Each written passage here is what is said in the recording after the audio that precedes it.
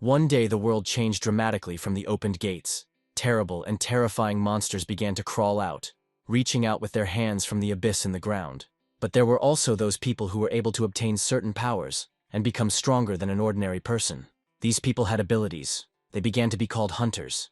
They rushed into battle with those individuals that emerged from the depths of the earth. People stood waiting for the hunters, whispering, because not everyone managed to get through the dungeon and return. Finally, the black-haired man pointed his finger at the open portal and shouted that someone was coming out. Everyone stared there. First, a sharp blade appeared, then a foot in a white sneaker, and only then did the body begin to appear. The people were rejoicing, and the gates were already closing.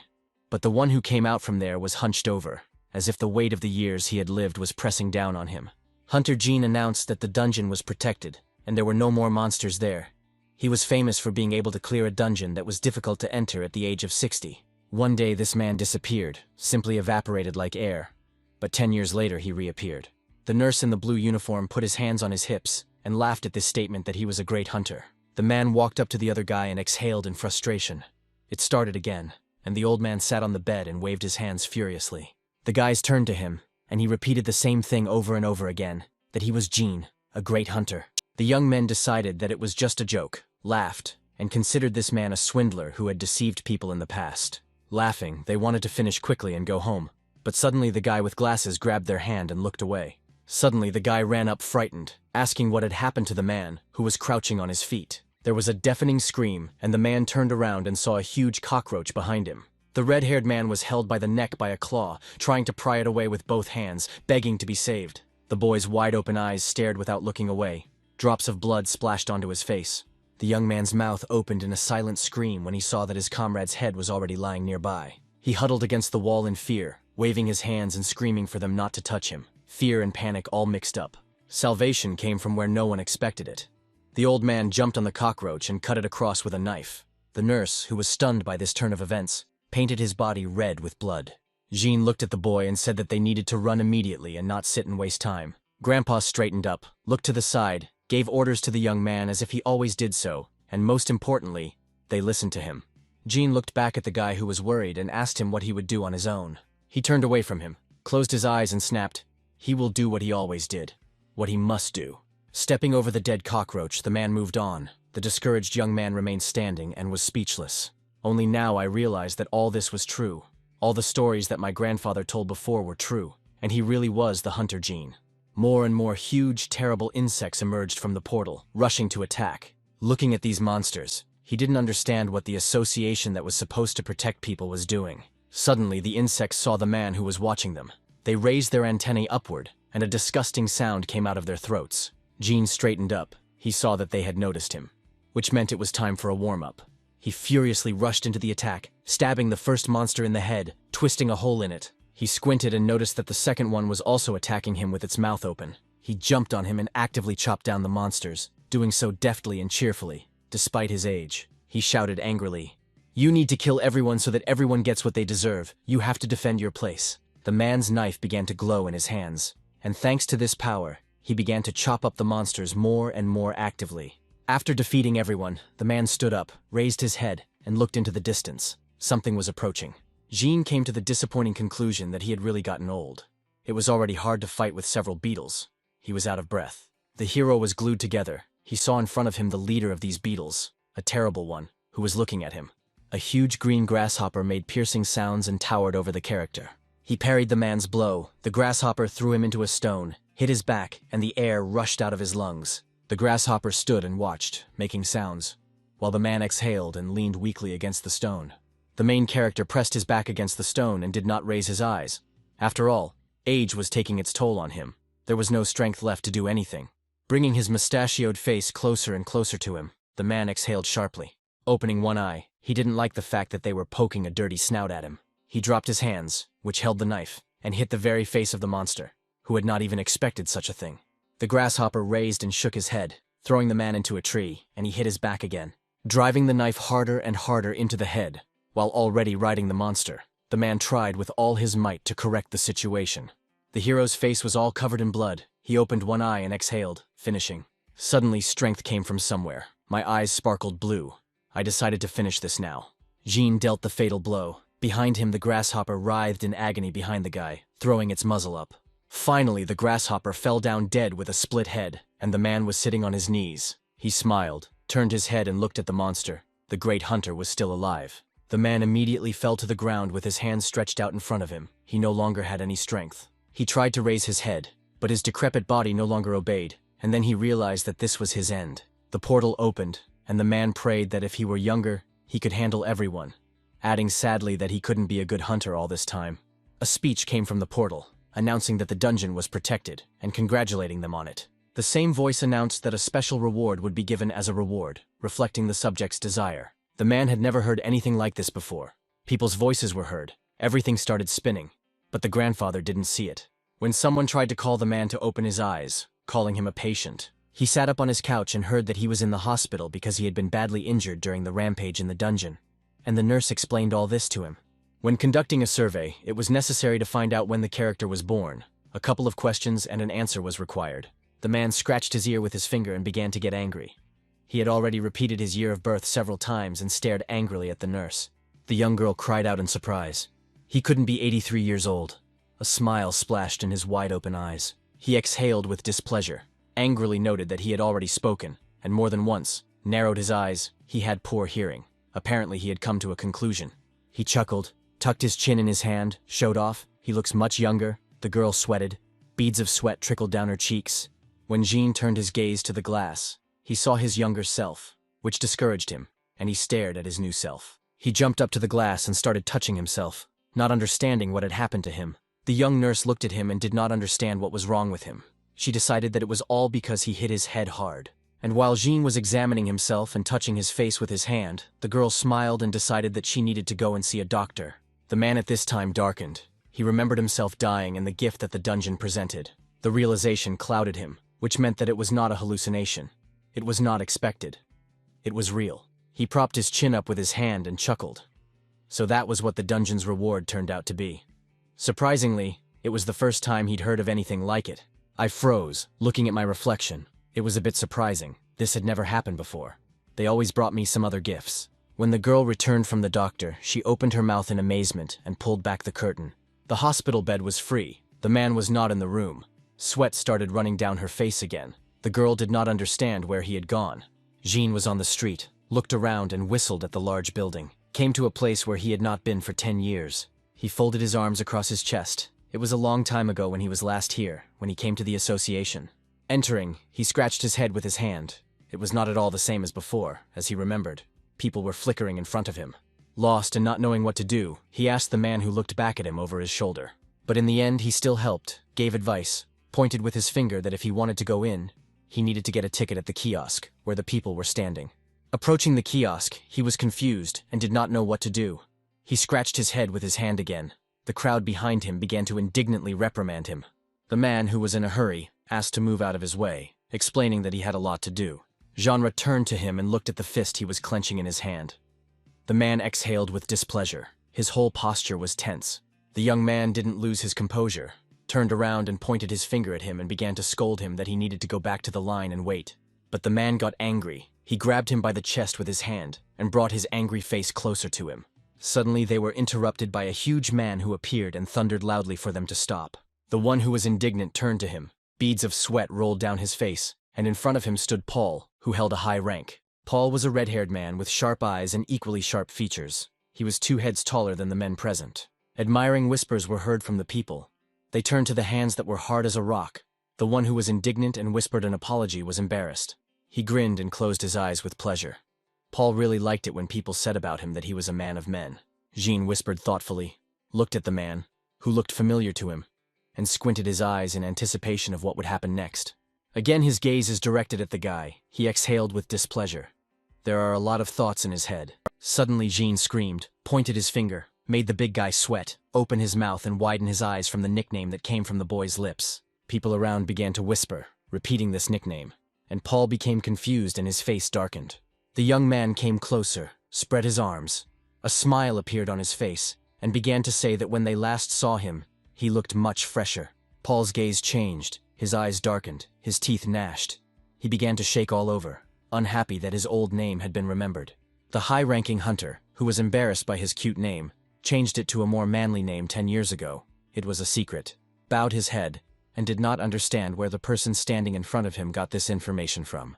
The boy continued to smile, spreading his arms, wanted to ask him about something and did not notice his anger at all. He grabbed the boy by the collar again, shouted at him to stop, became confused, and looked at him with wide eyes. He brought his face, red with anger, closer to him and hissed like a snake, asking who he was and how dare he call him that. The boy didn't fall for it, wasn't afraid of his anger, smiled and gently noted that he had become ruder.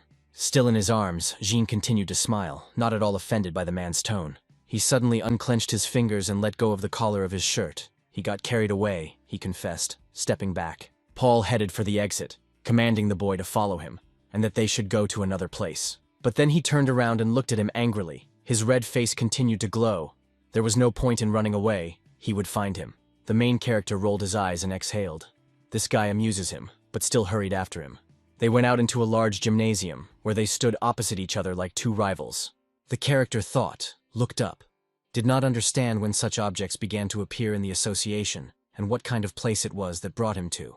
His eyes darkened, he looked straight at her and seriously stated that this was a place where they could fight each other. But the most important thing was that he was interested in how he knew his real name. He noted with displeasure, exhaling that he, Jean, is a great hunter, and some circumstances arose for him, which is why he now looks like this. He turned his displeased face again to the man, saying that he wanted to resolve everything peacefully. The red face from anger and tension turned again to the guy, clenched teeth so that you could hear the creak.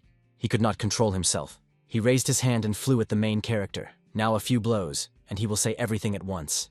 The young boy dodged, surprising Paul, and calmly began to explain that when a person grows up, he becomes calmer. Paul announced that the game was over, and began to transform into a huge werewolf beast. Towering, he stood over the character, now promising that he would treat him seriously, clenching his hands into fists. Now in the form of a beast, his eyes flashing yellow, he ran towards the young man, attacking with his paws. Jean flew back from the strong blow. The pebbles of the floor scattered to the sides. The blow was strong, but the character stood firm and did not fall, covering himself with his hand from dust and debris. Surprising with such resilience.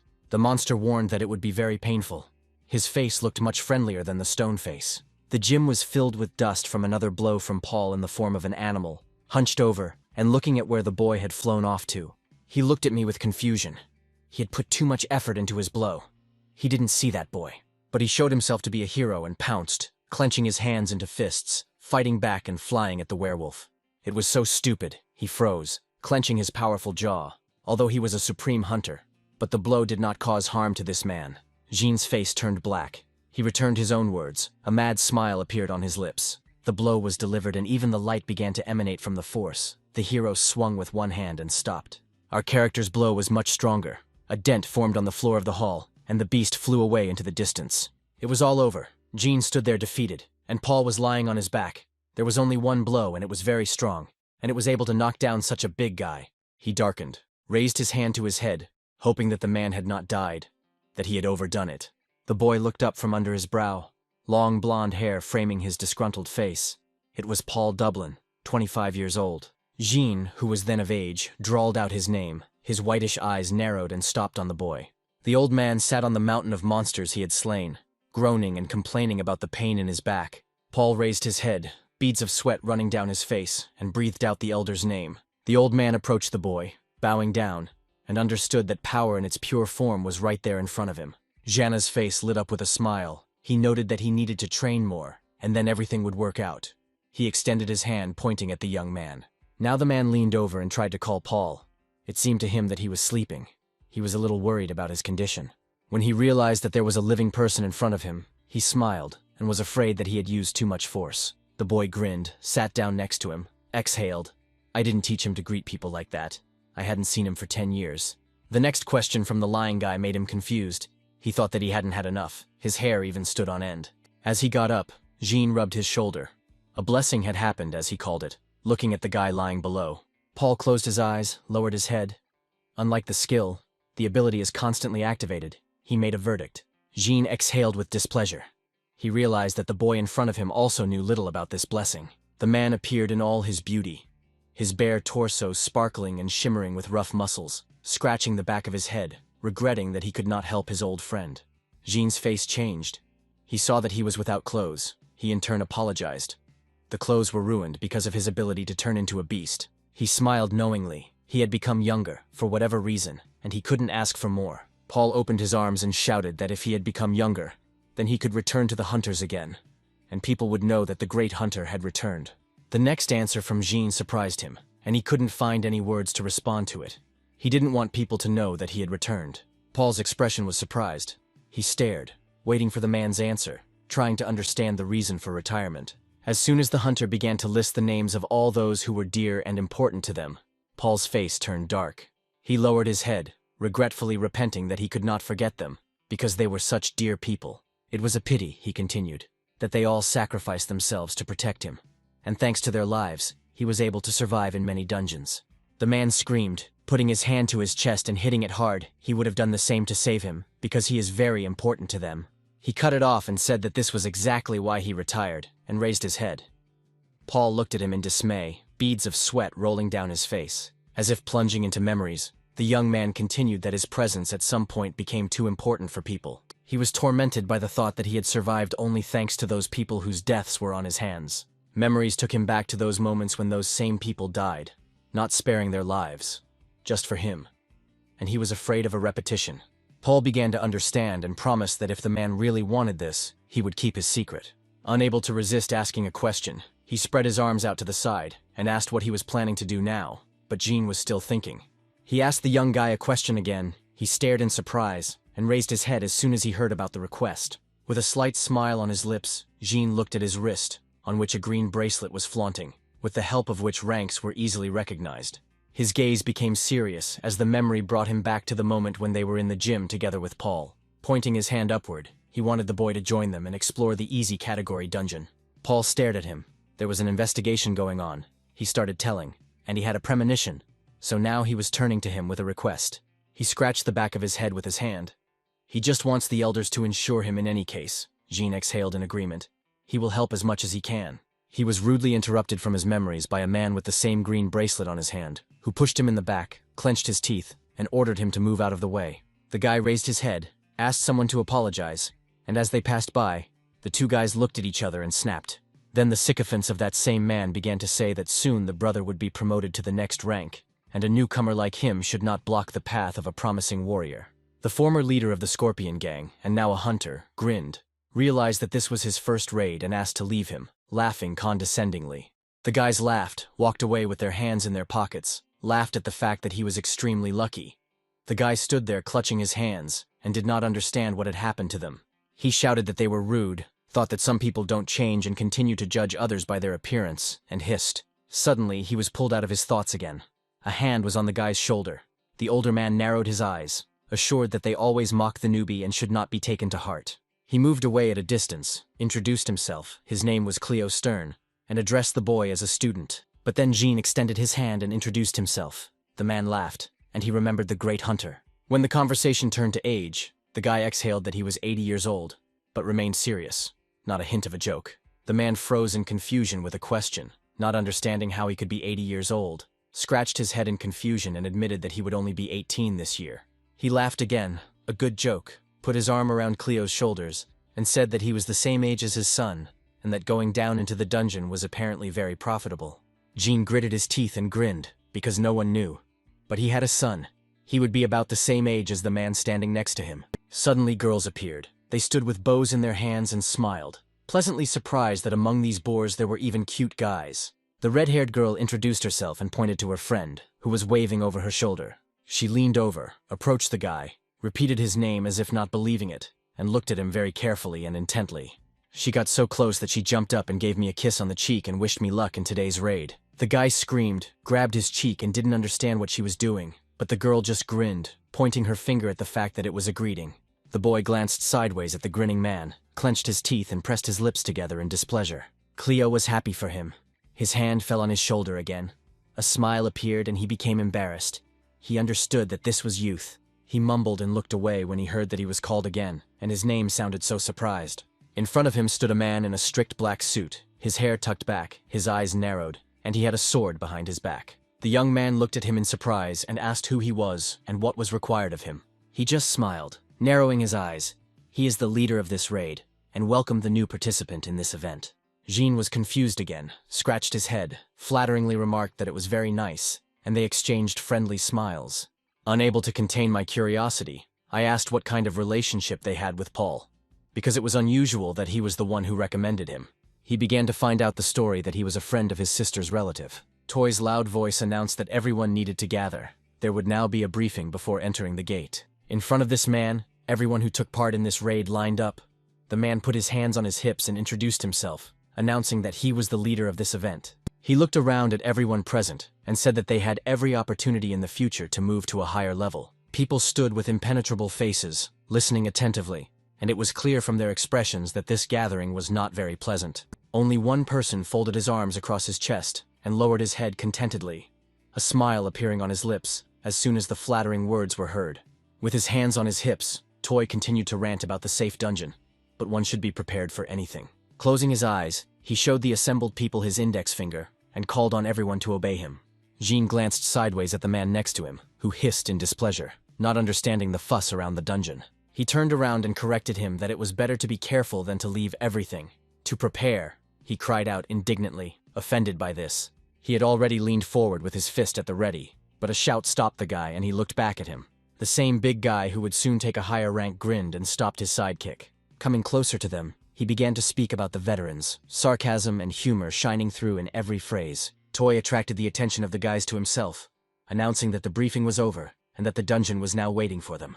The man turned to them, smiling, touched the blue surface of the gate with his hand, and invited them to come in. The whole team emerged from the portal. Theo was the last one out. They looked around and stopped slowly. The girls grumbled. They found themselves in the desert. They said indignantly that they could have taken sunscreen, but the big guy wanted to finish his business here quickly and drink some cool beer. Jean began to pull off his jacket, exhaled, and was also pleasantly surprised that it turned out to be a desert. The leader spoke up and announced that if everyone had left, it was time to move towards their goal. The young man noticed that the other people were taking this mission too lightly. They were discussing the next thing. After that, they wanted to eat. Tying my jacket around my waist, I realized that there was no tension here. Looking around at all the people, memories reminded him of the moment when Paul exhaled and beads of sweat rolled down his face. He thought it would be easy because the entrance gate was small, but it turned out to be quite difficult. To this, Elder Jean then remarked to him that one should never lose one's vigilance when entering a dungeon. He sat on a huge bear, which stuck out its blue tongue, and the broken horns of this bear were lying nearby, and reminded that it was necessary to always remember his words. Now his face darkened and he frowned. The memories were so fresh that he suspected something was wrong. Previously, they judged the dungeon by the size of the gate, so everyone was on edge. Moving into it now, looking at the calm atmosphere in the team, he was surprised. He doubted that this was possible, that there would be no tension, so he turned to the leader with a question. Extending his hand, he asked what level this dungeon was. Theo asked a counter-question, explaining that this dungeon was literally something that only hunters of a certain rank could handle. He spread his hands and a smile appeared on his face. He said that in case of unforeseen circumstances, the hunter does not seem to act as a leader, so there is no need to worry. Jean put his hands on his chest and chuckled, saying that it was a pretty effective scheme. So he was tormented by doubts. He was haunted by the thought that the dungeon might be higher than expected. The leader became dejected and began to stutter and make excuses. But he was interrupted by the brute, who put his hands on his hips and impatiently called the guy over to him. He frowned and assumed that if it was so scary he could leave right now through the gate, no one would reproach him. A smile appeared on his lips. The sing-alongs also intervened, laughed, and asked not to scare the poor newcomer with such a thing. He continued the story again, making a calm face. He had already said several times, there was no need to worry, nothing would happen to them here. The complexity had already been determined with the help of a measuring device. After thinking for a moment, the young man decided that the people were speaking very confidently, while Theo noticed that the device for measuring the difficulty of the dungeon had been used for more than 5 years, and there has never been a single recorded case of incorrect assessment, so there is no need to worry. He smiled again and narrowed his eyes. Jean chuckled, not particularly trusting the information he received from the leader, and put his hand on his chest. The same man exhaled contentedly. He said that newcomers are a pain in the ass. He cursed. The guys looked at him. The guy couldn't help but say that for a man with such a build he whines too much. The big guy tensed up and looked at him with displeasure. He grabbed him by the shirt and shook him off a little. His teeth creaked, and he asked again angrily. The guy calmly remarked that he would advise him not to make noise in the dungeon. The man laughed too loudly, and mockingly asked that nothing would happen, and did not notice at all that danger was approaching them. Continuing to hold the boy by the chest, He frowned and asked about fear. A huge purple snake had been sneaking up on a group of people all this time, opened its mouth and stuck out its tongue. Its mouth was framed by sharp horns. The men were confused and lost. They screamed and stared at her, while she brought her face closer in a green glow. The man threw his head back and opened his mouth in surprise. He fell into a stupor and could not even make a sound. The muzzle flew at the guy, hissing. He flew towards his target for an attack a little, and then the most terrible thing would happen. A sharp swing, and Jean darted towards the snake like a shadow, cut it with lightning speed in one blow and crouched down, having done the job. The snake's head fell to the ground with a sound. Silence reigned around. Everyone looked at the monster. The arrogant man gritted his teeth, didn't understand what had happened, and didn't even manage to see it. Jean scolded the guy, discouraging him with words of reminder about safety and noise. He looked at it with condemnation, and concluded that in such places, first of all, a noisy person, like the bull standing in front of him, is very attractive. Out of impotent rage, he clenched his fists and watched the guy leave. The appearance of a red-haired girl with a question to the leader about this creature that is in this dungeon should not. I looked at the face that was lying on the ground. This creature definitely didn't look like it would easily complete a mission. She sat down and extended her hand to the muzzle. Toy watched closely, mentally reasoning that there should be monsters here slightly larger than a dog. The monster must definitely be in a higher-ranking dungeon. Its entire appearance was frightening. The dark-haired girl lowered her head and exhaled with hidden fear, not knowing what they would do next. Spreading her arms out to the sides, she suggested asking adults for help, but the boy leaning his back on the stone did not allow it. The boy looked down, as if he was remembering something, and began to scold the standing girl about adults. The argument was gaining momentum, but a hissing sound from the side distracted them from this activity, forcing them to look in horror at the entrance to the cave. In the gap of light, a snake's head flashed, opening its mouth and sticking out its forked tongue. The young people stared at her in fear, their eyes wide open and horror splashing in them. The crowd of people followed the leader through the large rocks, looking around, and all were immersed in their own thoughts. Theo walked ahead, narrowing his eyes and clenching his fists hard. John followed him and rubbed the back of his head. The leader of the group was thinking. A drop of sweat was running down his cheek. His eyes were narrowed and his frowning forehead formed a wrinkle. He was so deeply immersed in his thoughts. The wrinkle appeared even more strongly, deepened. He squeezed his eyes tightly. He had anxious doubts about this dungeon, which he could not cope with. The monster was of the highest rank. He turned his head, waved, looked at the guy. Jean immediately suspected that something was wrong. The young man couldn't stand it and finally screamed. He understood that something was wrong, but the thoughts in the leader's head were spinning. He wondered if this boy could defeat a monster of a different rank so easily. He turned away from him again, his eyes clenched, his teeth clenched, his lips forming a narrow line, the thought process visible on his face. Therefore, he did not pay attention to those around him. He was immersed in his thoughts. His neck was tense, his vein was pulsating. He tried to understand the situation, but he remembered that there had never been a case before where the assessment of complexity was mistakenly blamed everything on his imagination. The same young man who was unhappy that the hike was taking too long, all wet from the heat, clenched his teeth and exhaled, staring ahead with displeasure. He couldn't stand it, raised his hand and clenched it into a fist, turning to the leader and saying that they had been walking for about 30 minutes, and how quickly they would reach their destination. He turned to them. Since everyone was tired, he suggested taking a short break. The girl was rubbing her lower back. It was too hot and her legs hurt. Everyone was tired. Jean put his hands on his chest, exhaled, clicked his tongue and looked at Theo with displeasure. Thoughts were running through his head that the youth had no courage at all and could not go any further even after 30 minutes. The brute chuckled. It seemed he heard the guy's reasoning, but noticed that it had suddenly become cloudy. He turned around and saw that behind him on the rock, there was a snake sitting with an open mouth and sharp teeth. A huge snake towered over them, also the same color as the previous monster, purple, a huge tail circling above them. The leader shouted. This monster looked bigger and stronger than before. Apparently he decided that it was the boss, so he shouted that everyone needed to prepare for battle. The snake twisted, curled, and began to move towards them. Its hissing was heard in the air. The man glanced at the boy, looked at him and thought that if this boy had dealt with the first snake, then he could deal with it now. So he turned back to the snake, grabbed the handle of his ball and tried to pull it out, grinning. Not allowing himself to be stopped by the leader, who was shouting in a pathetic attempt to call to reason, the man rushed into the attack. Theo could only stand there and scream about the danger, his brow furrowed again. He gritted his teeth and they would knock him down. He made a show of making sure they watched closely, not feeling fear, but because he hoped that he could cope with such a monster. A weapon already appeared in his hand, and with a cry he rushed at the snake, folded into a protective circle of the snake, and only the eyes were visible. He jumped and hit the ball. but it didn't cause any harm to the snake. It didn't even leave a wound. Jean looked at the man intently, because she knew that it was stupid to attack now when the monster was in a defensive position.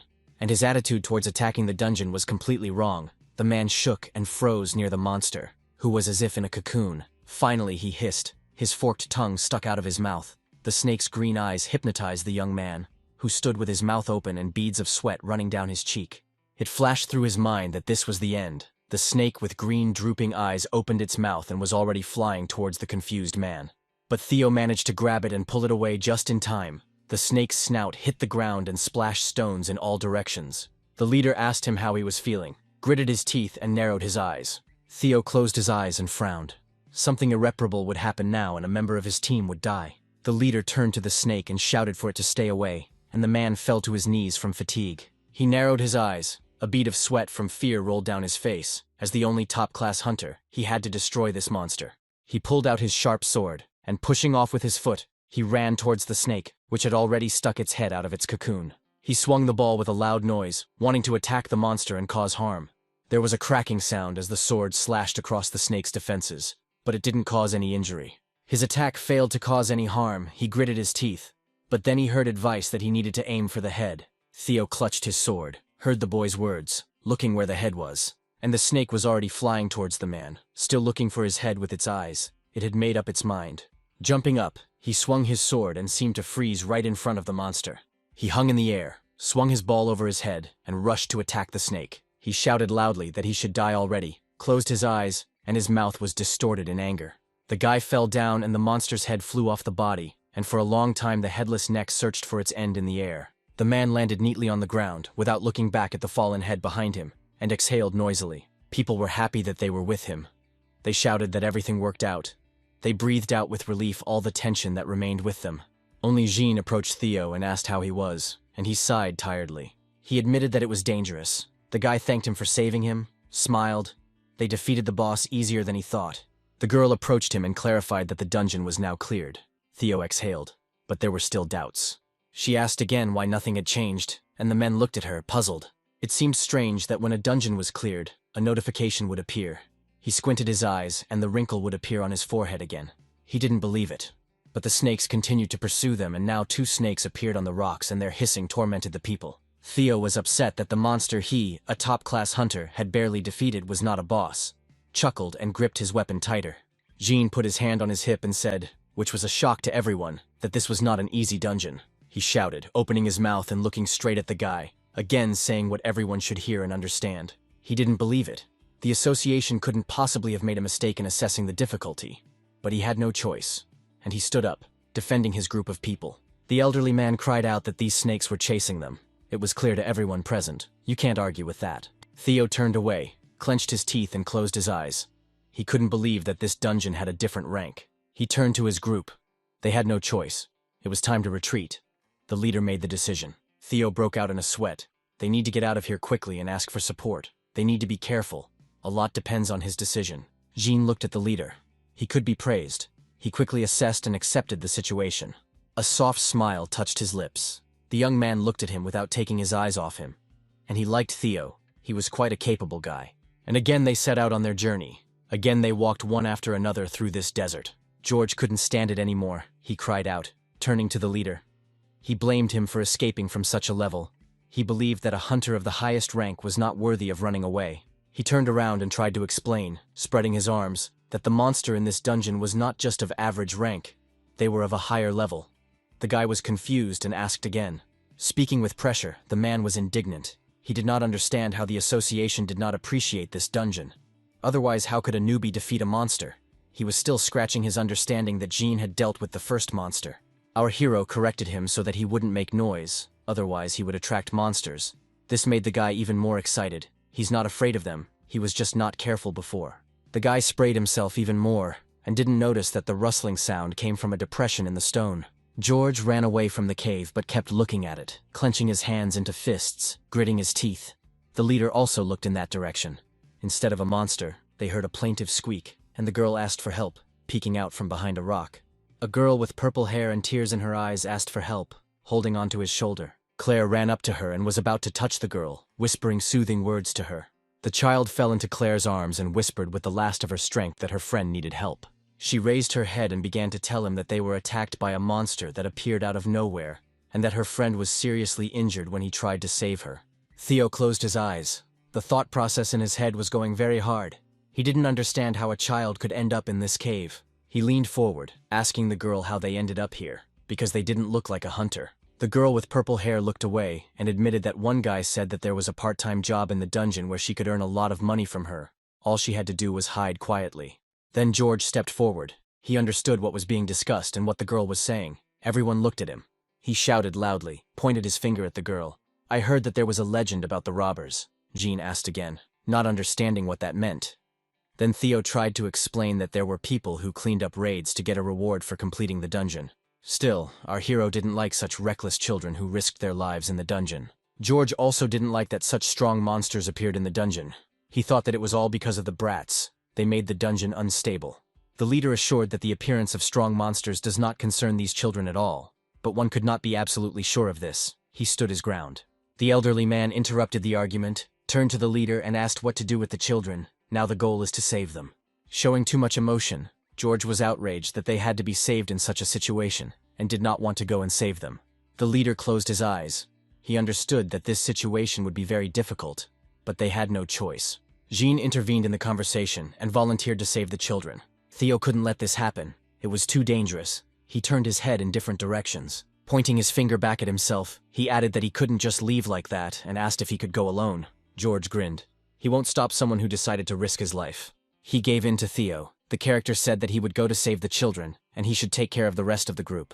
He realized that in front of him was not quite a simple hunter, who initially seemed not quite a mature hunter. The leader of the group made the right decision. He agreed with the guy and relied on him. Coming closer to the girls, the young man announced that he would carry the child, which surprised Claire. The girl with purple eyes leaned forward, also looking at the guy in surprise. She barely audibly asked about her friend and whether he would definitely save him. The answer was important to her. Jean smiled at her with a dazzling smile, such that even his face lit up, and answered confidently that it was true. The leader gave the order for them to continue moving. George scratched his head thoughtfully. Approaching their backing singers, the men whispered to each other, certain that the boy was definitely heading towards certain death. Claire had already approached her friend, but was looking thoughtfully at Jean, who was already lifting the little girl into his arms. She noticed, without taking her eyes off him, that everything should be fine with him. She did not understand the reason, but she was worried about him. The group leader left with a heavy heart. He had no choice, he hoped. He hugged himself with his arms, exhaled. He was very scared, you cursed, clenching your fists in impotent anger, boy. He remembered well that adult with a gold tooth, who smiled widely and promised that it would be a complete freebie, who persuaded him to go. And while he was telling and flattering that this dungeon was not too difficult, the boy, although he doubted, was already ready for anything. And hugging her by the shoulders, the man continued to assure that nothing terrible would happen. Even if they caught her, she would simply receive a warning, so there was no need to worry. The inserted gold tooth sparkled, the eyes remained cold, but he continued to tempt the boy with the idea of imminent wealth. Now, hugging himself, he cursed and swore at that man and worried about his little sister. A rustling sound from the entrance made the boy tense up. He tightly clutched the stick lying nearby and prepared for what would happen next. The appearance of my sister caused surprise. I didn't quite understand. I examined her. The girl was running ahead, and behind her, holding onto her waist, walked Jean, who saw the boy and realized that he was the girl's brother. Pointing at the man, the girl noticed that he was a hunter who had come to help them. Hans doubted him because the hunter in front of him was too young, pointed his finger and asked again, uncertainly. Our hero walked forward and flicked the guy, demanding that he think about his words. The boy started screaming, tears gushed from his eyes. He grabbed his hair, did not understand who was standing in front of him, and Jean was outraged that the boy was talking rudely to him. He concluded that if he was a student, he should be at home doing his homework. The girl intervened, looking down, and began to talk about how they had nowhere to go. They had run away from home, they had no money, so they had no choice. Our hero stopped, upset that these children had been deceived and had been led into a dangerous place, and saw how the sister leaned towards her brother. It's time for them to go to the others, Jean noted cheerfully, assessing the situation. Before they had time to leave, a huge snake with spikes on its neck and horns hissed, wriggling nearby. The guy stood up. He thought they had escaped. He swore. But it turned out that this was not the case. He returned to his place. He twisted his leg. He should be left. The girl started screaming. She couldn't leave him again. The character said with a smile that they would not leave him, and the surprised children stared at the hunter's back. The boy couldn't stand it and shouted for him to grab his sister and run away. There's no point in fighting here. He was too relaxed, so without turning around, he said that he shouldn't be so arrogant, forcing the boy to open his mouth. Children should be under the protection of adults, he said decisively, and rushed into the attack. She moved between the rocks. Theo walked ahead. The others followed him through the desert. George walked with displeasure, clenched his hands, cursed. He didn't like that they were in the dungeon and running away instead of fighting. Theo turned around and said that they should be patient for a little while. They were almost there. He thoughtfully lowered his head, his thoughts hovering in worry about the children, and the fact that Hunter Jean must be fighting alone. He lowered his head even lower and closed his eyes. He was overcome by doubts about how he was doing, whether he had made the right decision. An elderly man, leaning on a rock, noticed ahead that there was a gate somewhere here. His mouth dropped open at what he saw. He was surprised and shook his head, as if he couldn't believe what he saw. He turned to his leader, calling him over to him. He also raised his head in surprise. The man shouted very loudly that the gate was disappearing and that he needed to hurry. The clouds were gathering. Theo screamed with his mouth open. He was stunned by such a phenomenon. George, who also came closer, opened his mouth in amazement. Then he turned to the leader and clenched his fists and shouted that they had been following him all day. So what should they do now? Theo's face darkened. The gate to this dungeon appeared about 3 days ago. If it closes, the harbinger of this is that the dungeon will begin to grow. People were huddled together, trying to figure out what to do next. The man was lost in his thoughts. Suddenly he remembered those children and assumed that the dungeon began to grow because the children entered earlier. The leader understood that all the people were worried about him. A man came up and shyly scratched his head, but decided to clarify what they would do next. Theo threw up his hands and noted that the gates would open again once they had cleared out the dungeon. George cried out indignantly, "They won't be able to cope with monsters of this level because they are weak hunters." Then the man turned to him and said if they don't clean it up, then the gate won't open and they'll be stuck here forever. If a rampage starts, the gates will be forced open. It will be a little dangerous, but they can use this chance to escape. People gathered in a group again, exhaled. They had no other option. They needed to calm down and assess the situation. He chuckled with displeasure and looked at the leader, frowning so that a wrinkle formed. They were surrounded by monsters. They hissed and moved towards them, making a terrible sound. The people recoiled in horror. They were surrounded by monsters, and were confused for just a moment. The monsters were heading towards them, flashing green. Theo grabbed his weapon and ordered everyone to prepare for battle. The leader calmly reasoned that there were only 5 of them, and if they calmly took advantage of their weaknesses, even low-ranking hunters would be able to destroy them. You have to follow his orders. He pulled out his sword at the ready. Now he will lead them. George ducked, cursed in his hand, his weapon raised, ready to attack. Theo clenched his fists and rushed forward, shouting in a commanding tone that they needed to follow him. The wind swung the ball and jumped on the first monster, who had already exposed his mouth. The sword flashed and tried to cut the snake in half. He clenched his teeth. Another monster hissed nearby. The snake threw the man away. He was able to group himself and cover himself. The blows delivered were useless. They did not cause any harm to the monster. Heard a girl's scream from the side. We'll help cope. We'll provide assistance. The fire spread. The man jumped, and they all attacked the monster together. The one who helped was a girl with purple hair and glasses. She grabbed the staff. Theo saw that the monster had turned its attention to the woman, and cried out that his opponent was him, and not someone else. He swung his sword and cut off the head from the body. Blood spurted out. The body still hung in the air. The leader landed on the ground. His head fell off. But the 2 that were on his body hissed again. The people stopped. They were surrounded by monsters. There were still 3 snakes left. It was difficult, but they should cope. George said out loud that these creatures are not so scary and can be dealt with easily. A monster with 3 heads rose up behind the young people, hissed and flashed its green eyes, ready to attack. The man recoiled. He saw that the monsters were approaching them. He exhaled, wondering how this was possible. Theo closed his eyes. His face darkened. The reason for the appearance of these creatures remained a mystery. Apparently the dungeon went mad. The snake wagged its tail and people scattered to the sides. George's friend fell to his knees and found himself dangerously close to the monster, screaming and asking his brother to save him. The guy ran away as fast as he could, looking at the man asking for help. But he didn't linger. His own life was more important. The boy was all sweaty. He looked at his friend in shock and his voice was already becoming quieter. He hiccuped in fear when he noticed that a face with sharp teeth was next to him. A stone hit the snake's face from the side, thereby distracting it from the man. But now the monster's object was another person. It was Claire, her legs shaking and unresponsive. The creature turned its fanged face. Clutching a bow in her hands, the girl came to the rescue, but she herself was afraid of the monster. She shouted, giving the order to the leader, who flew into the air and struck, cutting the head off the body.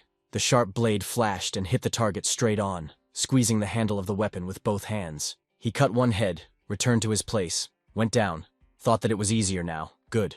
But it turned out that the guy had miscalculated. The head was not the monster's weak point, and quickly recovered. He narrowed his eyes and looked intently, hoping to cope and not let his group down. The snake growled, leaned forward, and the wave knocked Theo off his feet. He flew away from him. The stones flew to the sides. Drops of blood flowed out along with the leader's cough. He closed his eyes and beads of sweat rolled down his cheek. Claire screamed as she saw the leader thrown back onto the rocks and hit his back, fear flashing in the girl's eyes. She recoiled from him, backed away, still clutching her weapon in her hands. She looked in surprise at the man who appeared next to her, but didn't have time to say a word. Only by following orders did she end up in the arms of a boy, who carried her away from the monster that was already digging the ground. The heads of the huge snake hissed and twisted behind the young people. Steam was coming out. Stones were flying to the sides. The monster was angry. As soon as she saw who saved the girl, her cheeks turned pink and she exhaled in surprise. Jean looked at the creature. A smile lit up his face. He praised Claire. Now it was his turn to intervene. The young people stopped, looked at each other, and the girl, embarrassed, wrung her hands. I asked again about the girl's health, and he said that everything was fine, with the same smile. The leader took them out of their mutual stares and asked the hunter questions about the children. He closed his eyes, asked in confusion about the children, and still sat leaning against the stone wall. The main character smiled and assured the man that the children were fine, and there was no need to worry about them. He was worried about something completely different. He looked back at the three-headed monster. The gates were closed. The boss was here. He concluded about the riot of the dungeon. He squeezed and closed his eyes. Drops of hail rolled down his face. Asked for forgiveness. Considered it entirely his fault. Jean calmed him down. Their leader had already stood up, holding his weakened hand with one hand. He understood that the situation was too difficult even for a leader of such high rank. I turned around and looked at him with a smile and praised him, because he really did try hard. And now the main character turned to the monster, assessed it, and squeezed the weapon in his hands. He looked from under his forehead. His eyes sparkled. Now it was his turn to help. He smiled a strange, slightly crazy smile. Spreading his arms out to the sides, the young man flew into an attack on the three-headed monster with complete determination in his eyes. The boy flew up and stopped right in front of the monster, preparing to attack and cut off its head. He flew up to one of the three heads unnoticed, swung his sword, and was almost touching the snake's neck. He delivered a crushing blow with his sword in a jump, and the monster flew into pieces, its head separated from its body. He jumped back from the still-moving headless neck, without turning around, thinking that he had chopped up another one.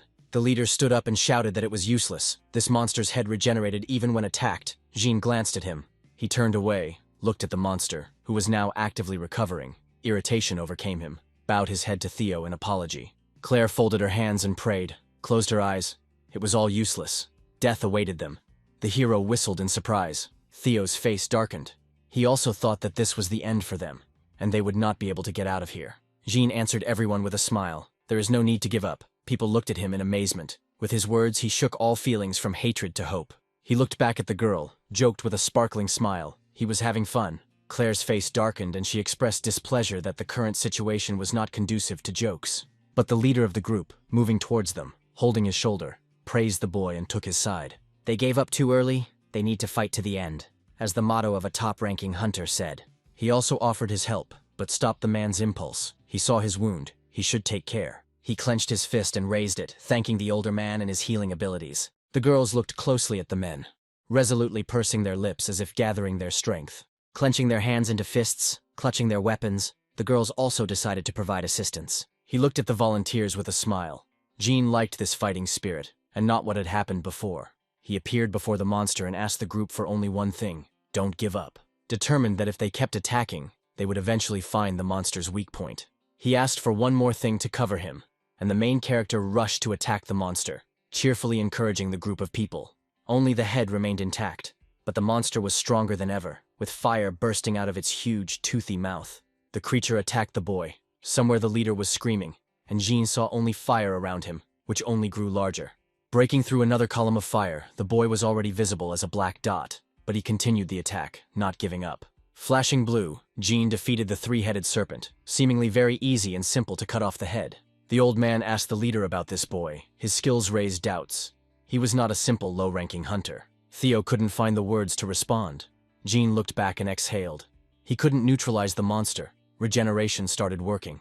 He squinted, calculated the situation, looked at everything and everyone, immersed in his thoughts about victory. I looked at the parts of the monster that were seething and bubbling, recovering. I stopped for just a moment. He turned around and threw over his shoulder that he was already tired of this three-headed monster, which continued to regenerate even after its heads were blown off. Suddenly, the hero's attention was drawn to something on the rock. He chuckled and noticed a black liquid flowing down the stones. He grinned. He decided for himself, and it was worth it for him to try to go there. Jump after jump, and I found myself in the very place where something interesting seemed to me. From what he saw, his eyes widened and his mouth opened. A nervous laugh escaped. He found what he was looking for. He landed carefully on the ground, and behind him a monster fell, the very main one that was hiding between the stones and the rock. The group of people stared at the guy in amazement. Their surprise knew no bounds, but they continued to hold the weapon in their trembling hands. Suddenly, blue transparent signs appeared in front of their faces, announcing the end of the mission. Claire's mouth fell open as she read the ad, unable to speak, just exhaling. The group of people were happy. They were able to do it. They managed to get through and clear the dungeon. The leader smiled. His face brightened. He closed his eyes. Sincere joy took over him completely, because until the end he himself was not sure of victory. The girls, not hiding their smiles, looked at each other, almost squealing in joy at the outcome. The gates appeared without delay. A funnel with a passage opened in front of them. Theo turned to Jean's voice and thanked him. If it weren't for him, all these people would have died here. Jean's appearance with his hand on his head caused smiles. This man was very helpful. They considered him amazing. The man was talking on the phone, swearing and not believing that a low-ranking hunter had dealt with the monster on his own. The guy stood with his hands behind his back, brought a report to the Sork Guild, and now gave the information to the head. He lowered his head to the glass cheek of the hood, but admitted that the recording was completely true. Theo assured the chief that Hunter Jean should be accepted into the guild. The strength he demonstrated in this raid was real. In general, the hunter would have continued, if not for him. But he was interrupted by a man whose face darkened. He shouted at him and forbade him to say anything further. Paul folded his hands and leaned forward, leaning on the table, wondering if the hunter could handle it alone. But Theo was not afraid. He raised his face and noticed that it was just like that. They had not noticed such an outstanding hunter. Unclasping his hands, he pointed his finger at the sheet, pretending this time that he had not seen this report, and asked her to leave. Bowing discontentedly as he said goodbye, Theo accepted what the leader said without daring to raise his eyes. Left alone, the man clenched his fists. His neck was tense. He was deep in thought. The guildmaster touched his face, squeezing his eyes from fatigue. He allowed the gentleman who was in the next room to leave. The character came out from behind the door. He asked about the hunter. The man assured him that he had settled everything, so there was nothing to worry about. This time the guy really caused a big stir. Surely someone from the association will pay attention to this incident. The hero cursed, called the man a fool. People could get hurt. Didn't he ask him to prepare for such situations? He admitted, raising his hand to his face, that all his expectations had been exceeded. Everything written in the report was true. Now, Jean has already said that there is a problem with the assessment of the dungeon. The association probably already knows about its mistake. But the fact that it is silent, despite such a big problem, is proof of this. Coming closer to the chair of the head continued to fold his arms on his chest, that this is not the only problem, stared at him with a question. He nodded his head and looked at the guy when he started saying that there was an association behind the dungeon robbers who deceive children. He confessed, clenching his fists and stroking them. A sinister grin appeared. He raided their base and found out about it. Paul leaned forward. His face changed. A wrinkle formed on his forehead. The organization does not want to admit its problem. Their authority is directly related to their power. With his hands on his hips, Jean noticed that perhaps the man sitting opposite him was right. The boy couldn't resist. He leaned forward and asked Paul if he was just going to sit back and watch their actions. He was very worried about the answer. Paul returned to his place, exhaled, closed his eyes. He was sorry, but now they don't have enough evidence. He continued to talk about the strength and power of the organization, that it had grown and become bigger than the boy thought, that in order to resist it he had to be more careful. The main character listened attentively. He raised his hand and reminded the guy of his own words that he shouldn't act hastily. Jean agreed with him. He thoughtfully touched his chin, rubbing it, closed his eyes, and had already laid out a plan of his actions, what they should do first, and would start by looking through the records of the latest trades in the dungeons. He raised his head when he heard Paul remark that it was impossible to do, and stared at him blankly. The man reminded the gentleman that he was now a low-ranking hunter, and folded his hands on the table. He continued to talk about how the records were only available to hunters of a higher rank. The man cried out. His eyes widened and beads of sweat ran down his cheeks. He had completely forgotten about this rule. He put his hands on his chest and noticed, darkening, that he was hiding his identity rather troublesomely. and was upset. But Paul smiled, holding up the sheet of paper in his hands. He said that now was just the time. He handed the paper to the guy, and he now stared at the sheet in his hands, not understanding what it was. A crowd of people, whose faces could not be seen, simply crowded in a black mass near the entrance to the Hunters Association. The young man raised his hand to his face, and, as if through a megaphone, shouted that the participants in the promotion exam should line up in a queue, and pointed in the direction with his hand. Claire, the girl from the dungeon, was also here. She was clutching her elbow with her hand and standing in anticipation. The girl closed her eyes. She was nervous because this was her first exam for promotion. She admitted that she honestly doubted her own strength, whether she had gained enough experience for this, and she opened her eyes sharply and thought about the guy who saved them from the dungeon. Memories immediately dived into the time when she, embarrassed, thanked him for saving her, and wondered whether he would also appear here today or not. She immediately jerked herself up, threw her hands up and began to hit her head with them, thereby attracting attention to herself. Just as suddenly calming down, Claire turned her attention to the guy standing in front, who was indignant about the fact that the crowd was so big. The young man's actions outraged the girl, she said indignantly, raising her hands to her chest. Everyone is lining up. He looked around in confusion. Turning completely to face her, the man showed her the bracelet and spoke, mocking her with his red bracelet. She stared at him with wide eyes at this red bracelet. It meant a high-ranking hunter. Noticing a green bracelet on her hand, which meant a lower rank, the girl even became embarrassed and covered it with her hand. But she immediately got over her embarrassment, leaned forward towards him, and told him that his rank did not give him a reason to behave like that.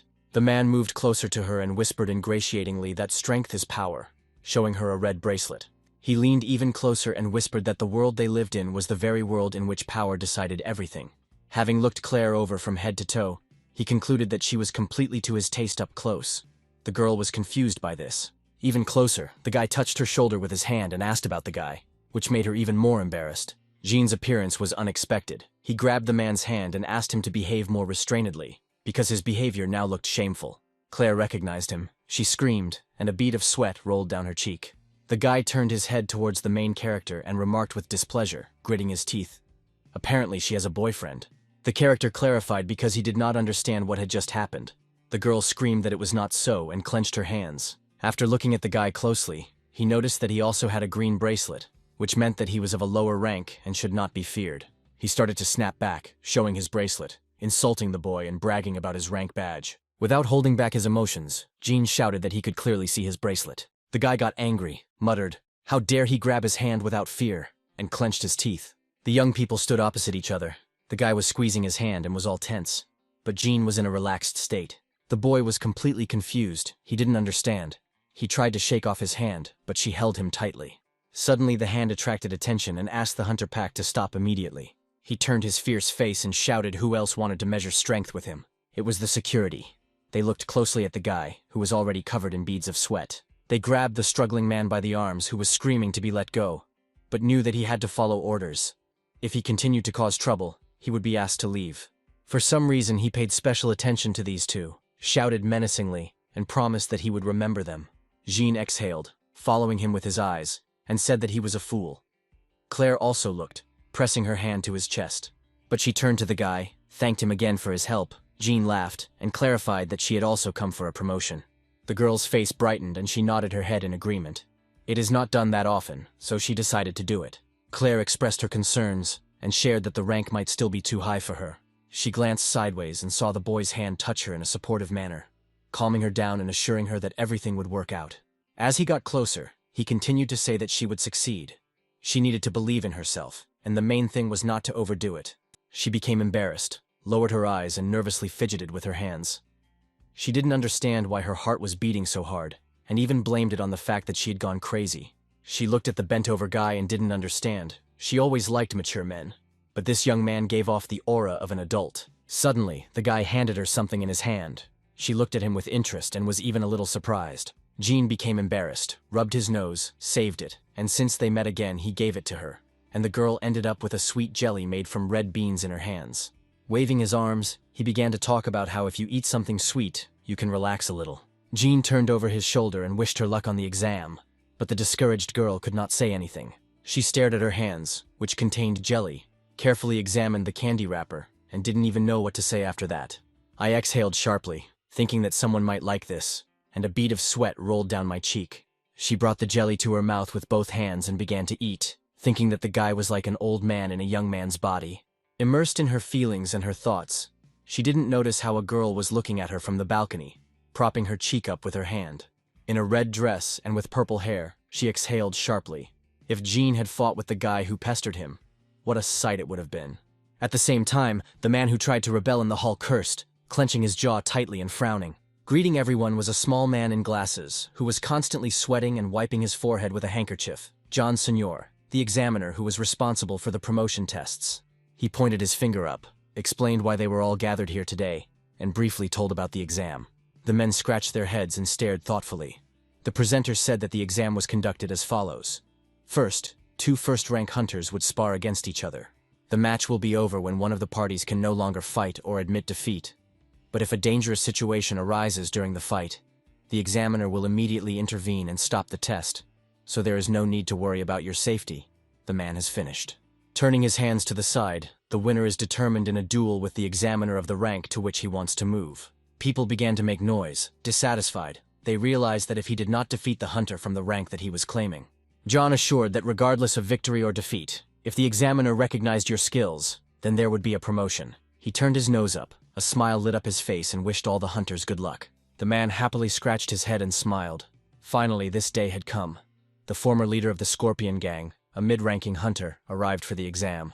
John noticed that after going through the dungeon that day, his magical power had increased significantly. He was glad that he was grateful even to the newcomer there, that he cleared the dungeon, and the guy gained strength. Anticipating his promotion, he couldn't wait to find out who his opponent would be.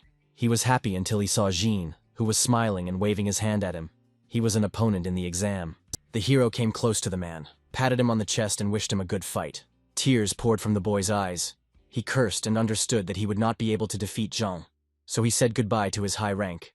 In a large gym, Claire stood opposite a man holding a bow in her hands. The boy held a sword in his hand and touched his shoulder with one hand. His legs were shaking. Claire resolutely pulled the bowstring and inserted the arrow, her hair flying in different directions. Without taking her eyes off her target, she was about to strike. The arrow slid off with a whistle and flew towards its target, while the girl ran forward, her mouth open and her jacket fluttering behind her shoulders.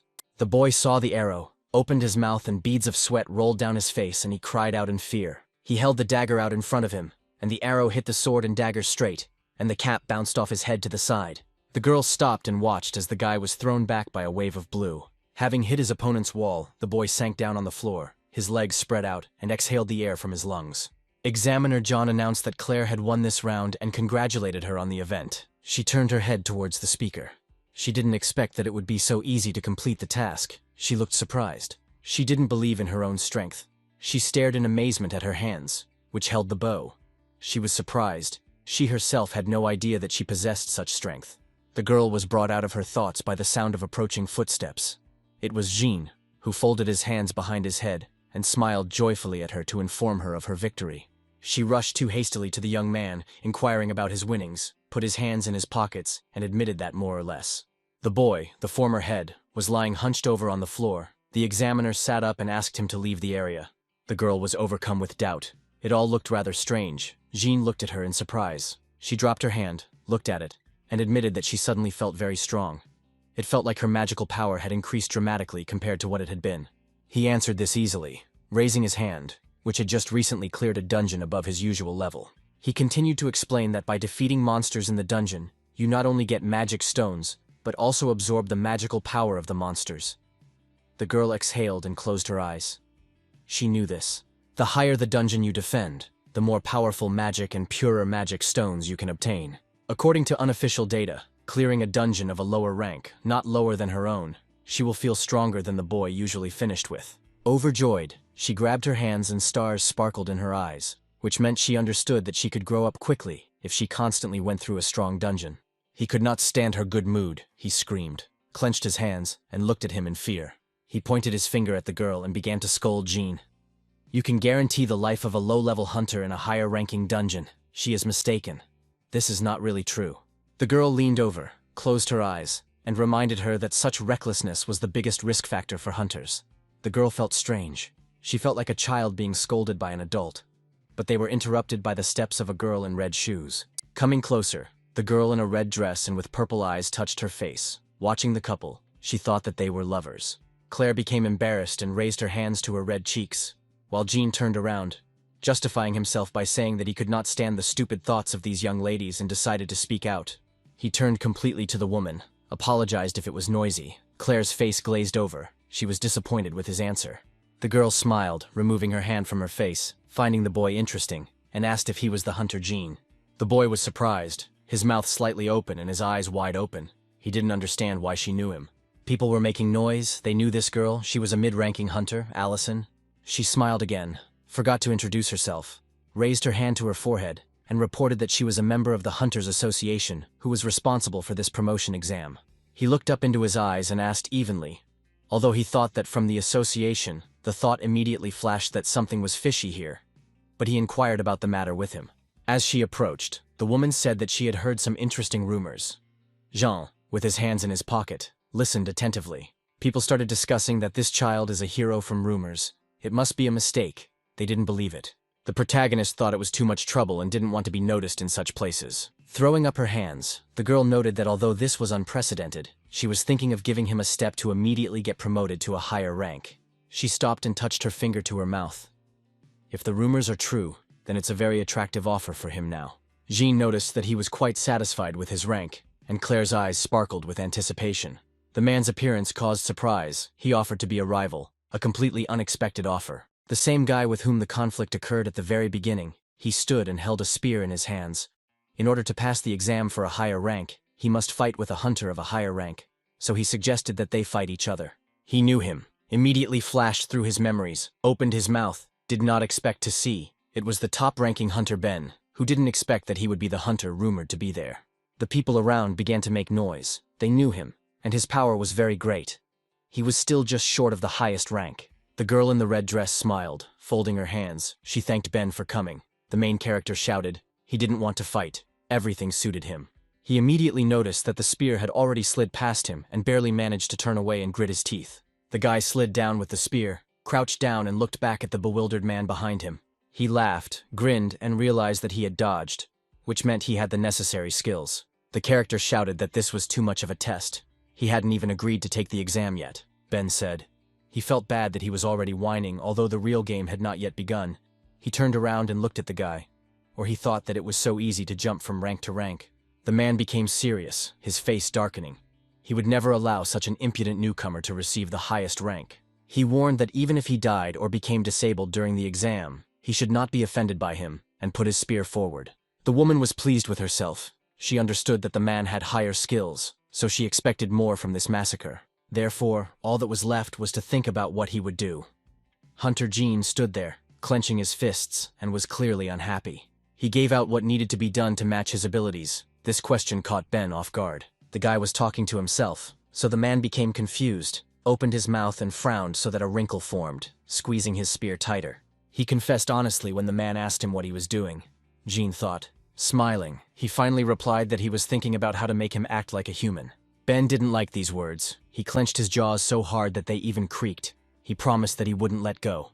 The guy stood and watched as the spear flew at him, not even moving as if he didn't feel fear. Suddenly he grabbed the spear with his hand, which caused confusion among all the people surrounding them. A smirk appeared on his face and he promised, his face darkening, that he would try to figure it out first. First he will beat him, and then he will think, clenching his hands into fists and looking openly. The boy cursed and looked with displeasure at Jean holding his weapon. The hunter grinned, looked with a dark face. The smile became sinister, and promised to show the difference personally. Jean towered over the unfortunate man. His face became huge and red. It haunted the boy, and frightened him at the same time. He ran again, dust flying up from his sudden movements, and bounced away from his opponent. He didn't even understand what had happened. He sighed heavily, his chest heaving from the fear and shock he had experienced. The hunter praised the boy. His instincts were well developed. A smile appeared on his lips. The guy turned to Alexin. She stood there displeased, pursing her lips, and cursed again. He can't retreat. Not this time. Where the hunter is weaker than him, he saved his strength especially for this exam. There was no choice. Summoning his power, he became illuminated with a bluish light, strengthened his legs and arms, and his mouth twisted into a grimace. The girl raised her head, glad that Ben had finally decided to fight at full strength, and looked at the guy with hope. There was still a glimmer of hope that this guy wouldn't give her a ride. The boost lasts 5 minutes, he should make it in time. He shouted that now he would go full speed. but Jean extended his hand, and it immediately became quiet. Yellow surrounded the hunter. The relaxed figure of the man and his outstretched arm in an attempt to strike, called him a brat. Jean looked at him, and a flick was ready to fly out from under his hand. Beatings are the best medicine for him. A snap of his fingers and Ben flew to the side, a bump on his forehead that was filling with color. Oddly enough, the guy managed to stay on his feet, forced his legs to stop, but from the effort, sweat was pouring down his face. Gritting his teeth, he squinted, not understanding what had just happened and how the newcomer was able to strike so quickly. Jean was glad that this was not the end, and touched his forehead with his fingertips. And now the guy stopped. After the blow, Ben flew away with his mouth open so that drool flew to the sides. He fell and dust flew up to the sides. He looked around in dismay. He was disarmed so quickly and deftly. Folding his arms across his chest, he resolutely asked for a continuation. Jean did not feel any tension, as if he had gone out for a walk. He rose to his feet, raised his spear, gathering strength, never admitting his defeat. Jean exhaled. He expected that in front of him was a stubborn person who didn't even want to hear anything. Alexin came up and intervened, resting her hand on her side. The result was already clear to her. The guy shouted, not agreeing with her, not accepting the joke, not yet defeated, not wanting to believe in such a thing.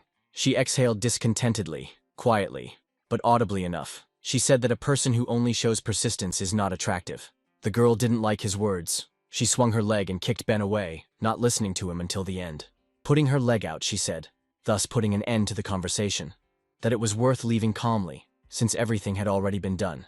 After this, Alexin turned to the hunter Jean, put her hands out in a gesture of admiration, jumped up to him, flattering words pouring out of her mouth. He asked in surprise, being a little in shock. He couldn't help but ask about his predetermined victory. Approaching him, she spoke about her standards for men, looked at him with an admiring gaze. Claire was shocked, watching what was happening. In the end, she invited me, holding my breath, into her laboratory, just the two of us, for a conversation. Jean agreed. He was eager to find out what the girl had in mind. She seduced him, touched his chin with her finger. Her whole pose expressed a predator. She touched her face and became embarrassed, while Claire's face darkened. She didn't like the idea of taking the guy away. Alexin walked ahead, apologizing to the guy for the dirt in her laboratory, and gently touched the flasks. She pointed to the refrigerator, turning to Jean. There are drinks in the refrigerator. You can help yourself. He sat down, already holding a drink in his hands, ready to listen, exhaled. Now about the main thing. She leaned her elbows on the table in front of him. She would not hesitate, and would immediately get down to business. She looked with violet eyes, stopping at the guy. The offer sounded unexpected, about joining the association. That's why Dan cried out in surprise, opened his eyes and mouth wide, and asked again if he had heard correctly. She touched his face and began to explain to the boy that people who are strong in association, and who think with their heads, are always needed. But Jean still clarified that he was concerned about the reason for inviting a newcomer who had just moved up to the next rank. Raising her leg, the answer to the question of course exists. She looked at the boy with a smile. Turning to the table, she pulled off the white fabric with her hand. The boy stared at the equipment with interest. She gently touched the device, turned to the guy, had never seen anything like this before, and proudly declared that this was the very device for determining the level of the dungeon. Even Jean stood up, and Alexin continued that it was thanks to him that the Hunters Association had reached its current position, praising this device, naming its advantages. But after a short silence, she stated that it is not always accurate, and the guy himself knows this. He clarified in surprise that the association had known this moment from the very beginning. The main character was slowly starting to boil. She stood up for the fact that there is a small percentage of error, and it does not always occur. Hunters cannot know that the device can show errors, otherwise a riot will begin. Jean supported that hunters would be outraged by this, because their lives depend on their level, and not everyone wants to take risks. She touched the equipment and smiled. They don't need this. For the hunters to be reduced, this will lead to significant losses in all aspects. Then she turned her gaze back to the boy. The mistake was insignificant, and she stood her ground.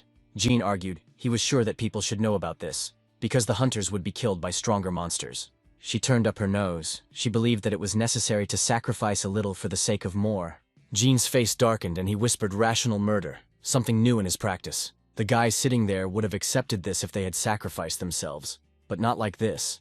They don't know about their fate. She gave in. The girl also rose up, quietly asked about his decision, as if her question could change his mind. Changing her position, she seductively clarified about the refusal of her offer with a smile, without showing sincere feelings, Alexin clarified. He asked to convey the words to the senior person in the association, not paying any attention to the girl's curves and gestures. He cursed and sent them all to hell, holding his cap and headed for the exit, coming out of the building, clasping his hands. He now didn't know what to do. His face darkened. He exhaled that if Paul found out about the situation, he would be very angry, and immediately remembered his friend. He touched his cap in disappointment and exhaled when some man called out to him. He turned around, removing his hand in surprise, his face brightening when he saw the man who was calling the boy. He recognized the black-haired guy, turned his body towards him, and exhaled joyfully. The man with long hair was handing the report to the man. The man sitting at the table grinned. The report was about a newbie who cleared the dungeon almost single-handedly. An evil grin touched his lips. The glasses flashed, his face darkened. The guy remembered and threw out that this young man had defeated Ben and taken a higher rank. He held up a photograph of the hunter, repeated his name, asked himself a question, and immediately answered it. His face darkened, even his aura thickened and became entwined with bright red. A good name passed a verdict. Theo beamed with a smile, closed his eyes and announced the very same person who had already been on everyone's lips. The guys stood in front of the chief, waving their arms, and words flowed like a river about Jean, who completed the difficult test only 100, a good hunter. Paul, his face dark with anger, clasped his hands together and asked again about the celebrity. The hunter realized that the man sitting in front of him was upset. Then he turned to Paul, escorting him out of the office. He wanted to talk to the guy alone. Closing the door behind him, he smiled and said ingratiatingly that he would leave them then. Left alone, the hunter experienced the wrath of the chief and demanded an explanation of the whole situation. Paul said that he had fallen into a trap cleverly set by Alexin, and he asked again in surprise. This girl is as cunning as a fox, holds an important position in the association, and is a key figure. Praised her for her good foresight in recruiting a promising young hunter. It is understandable why they wanted to invite him to their organization, especially since his rank was raised. But if there had been a loss, then they would have gotten rid of him. Typical behavior of a girl. He continued his story that Jean refused, and thus Alexin's plan failed. Probably the girl was upset. He folded his arms across his chest. The hero laughed. She clearly underestimated him. He was confident in his abilities. He closed his eyes. He still didn't like it and didn't know what the girl was going to do next. So I looked at the guy and asked him to join his group. He cried out in dismay that he would not join any guilds, opened his eyes wide and even leaned forward. Paul didn't hear, asked him to think it over, but finally heard and cried out from the guy's answer. Enraged, he leaned forward. His hands fell on the table. It creaked pitifully, and he tried to bring it to his senses. He started talking about his guild, and that it was one of the top 5, and that the best solution would be to join them. Paul suddenly fell silent, looked from under his forehead at the elder standing in front of him, and did not understand the reason for the refusal. Now it was Jean's turn to shout that he was a great hunter, and could really stand up for himself. He would not fall for the association's tricks. The chief tried to argue that he had already fallen into a trap, but he fell silent and began to listen to the guy. He was simply softer with them. He lowered his head in sadness, closed his eyes, exhaled. He knew this young man, if he had made up his mind, then nothing and no one would change his mind. He sat back down in the chair, folded his hands in a prayerful gesture, asked him to be more careful. Jean assured him too hastily. There was no need to worry. Whistling, the hunter walked slowly out of the guild. People scurried about, merging into a black spot. The girl's shout, calling Jeanna by name, stopped, her back tensed. He turned to Claire, who was bent over exhausted, trying to catch her breath, her hands resting on her knees. After a while, she cheerfully showed off a green bracelet with a new letter, her face beaming with joy. The guy asked if he understood correctly. She straightened her back proudly and rested her hand on her side. She raised her rank. He smiled warmly, congratulated the girl. She blushed and looked down in embarrassment. But then she raised her head and warmly thanked the young man, all thanks to him. But he didn't understand why she followed him, and was a little confused when she was about to answer the question. She folded her hands behind her back, nervously fidgeted with them, became so embarrassed that her face turned red, and blurted out about gratitude and that she was looking for this only. Claire looked back, asked about joining Paul's guild, and tried not to look at Jean. Putting his hands in his pockets, he hastened to assure that he would not join any guild. He did not need it. The boy looked in that direction, trying to understand whether he had seen this man or whether he had met him for the first time. A man with long hair and glasses appeared before him, bowed, and introduced himself as Leon, a representative of the Northern Lights Guild. Jean asked again, threw up his hands in surprise. The man confirmed. The girl remained silent. He spoke pompously about his guild. They appreciated the hunter's skills and wanted to invite him to join them, waving his hand. I was sincerely surprised by the rank of the guild, the man confirmed smugly. He praised the group, asked the guy about joining. He was curious. He stared at him, but said nothing, only chuckled, but did not utter a word. He was assessing the situation.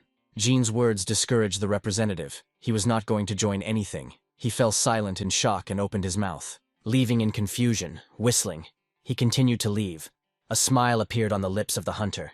He knew his worth. He blocked the boy's way. Leon shouted, suggested visiting their guild first and making a decision. He tried to persuade him too much, which was alarming. The clerk, who had been silent and listening until then, intervened. She was interested in the presentation of this organization. Having caught their interest, Leon began to advertise and invite people even more persistently to come and take a look. The girl squealed, jumping up and down as soon as she found out that the rank weapon would be free. It was very beneficial for her. The guy's distribution also made him wary. Jean wasn't interested, but the girl looked at him and stares shone in her eyes. He pressed his lips together, not wanting to fully understand what it meant, but a hand fell on his shoulder. She showed her thumb. The girl couldn't wait to go. Joy took hold of her. As we approached the guild building, the girl pointed her finger at people and kept saying that it was cooler and more crowded here. Jean exhaled with displeasure, noticing that he could look around, although he felt no joy, his gloomy face poorly concealing his apathy towards this guild. Claire didn't know which way to look. She took brochures. The boy didn't understand why she was dragging him along. She could have come alone. Turning around, I noticed that you can listen to the presentation and get a free weapon, which is also cool. Jean was suspicious of receiving such an item. Even though the girl had raised her level, she still couldn't pass by a free one. The girl snorted, considering him a skeptic, and didn't understand the guy's attitude at all, since a high-ranking guild wouldn't lie. She ran into the open door. The boy thought that she was naive after all. It seemed too suspicious. The assistant led them through the open door, let them in, entered, but stopped in a stupor from Claire. We walked a little forward, looking around. The room was empty. The girl whistled. Jean put his hands in his pockets, stepped forward a little, saw someone, stopped, letting them come closer to him. The same man with glasses stepped forward and greeted the couple there with a smile. The main character did not understand what was happening, so he stepped forward, blocking the girl's view, and shouted out his question. He looked around. He was surrounded by thugs with bats in their hands. They were gathering in a circle and slowly pushing him back. The glasses sparkled. He put his hand behind his back, cheerfully welcomed the entry into the guild. They were left with no choice. They were silent. The situation was getting tense. The crowd was getting closer, but the boy did nothing. The guy couldn't stand it and started to clarify the reason why they were simply pushing people here and forcing them to sign a contract. Leon laughed, pointed to the paper in his hands, just wanted him to make a decision. Jean did not agree. He tried to refuse. He wanted to see the reaction of what would follow next. Leon snapped his fingers as if giving an order, saying that it would be bad for everyone. The thugs closed in tighter around them, grinning and grinning, jokes flying. Lower your head, then he will have to explain why it is worth signing this document. Claire clutched her throat, not knowing what to do with it, stood behind the guy. There was a voice of agreement. The man raised his head and his glasses flashed. He scratched his head. He will join the guild. This statement caused surprise. No disputes or scandals. Leon chuckled. It was pretty easy, he thought. The boy gave in. A satisfied Leon handed over the paper for signature. All he had to do was put a tick, and that was it. The surprising thing is that there is a powerful curse on this form. Signing it will forever remain a loyal subordinate of the guild. The guy was discouraged. He wanted to meet with the master first. Having asked, he threw up his hands. In his opinion, he had the right to know the person of the master of the guild he was joining. A smile appeared on Leon's lips. He agreed to do it right now so that nothing else would interfere with the signing of the contract. The man stood and looked at the big city, his hand in his pocket. He was talking on the phone.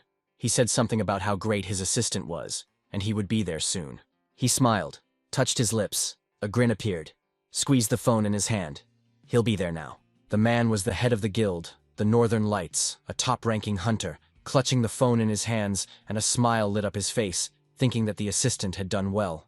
At this time, Leon announced that the master would soon be here, and they remained to wait for his appearance. Claire looked back and saw that the guard was grinning, although his eyes were not visible from under his glasses, but the grin was clearly frightening.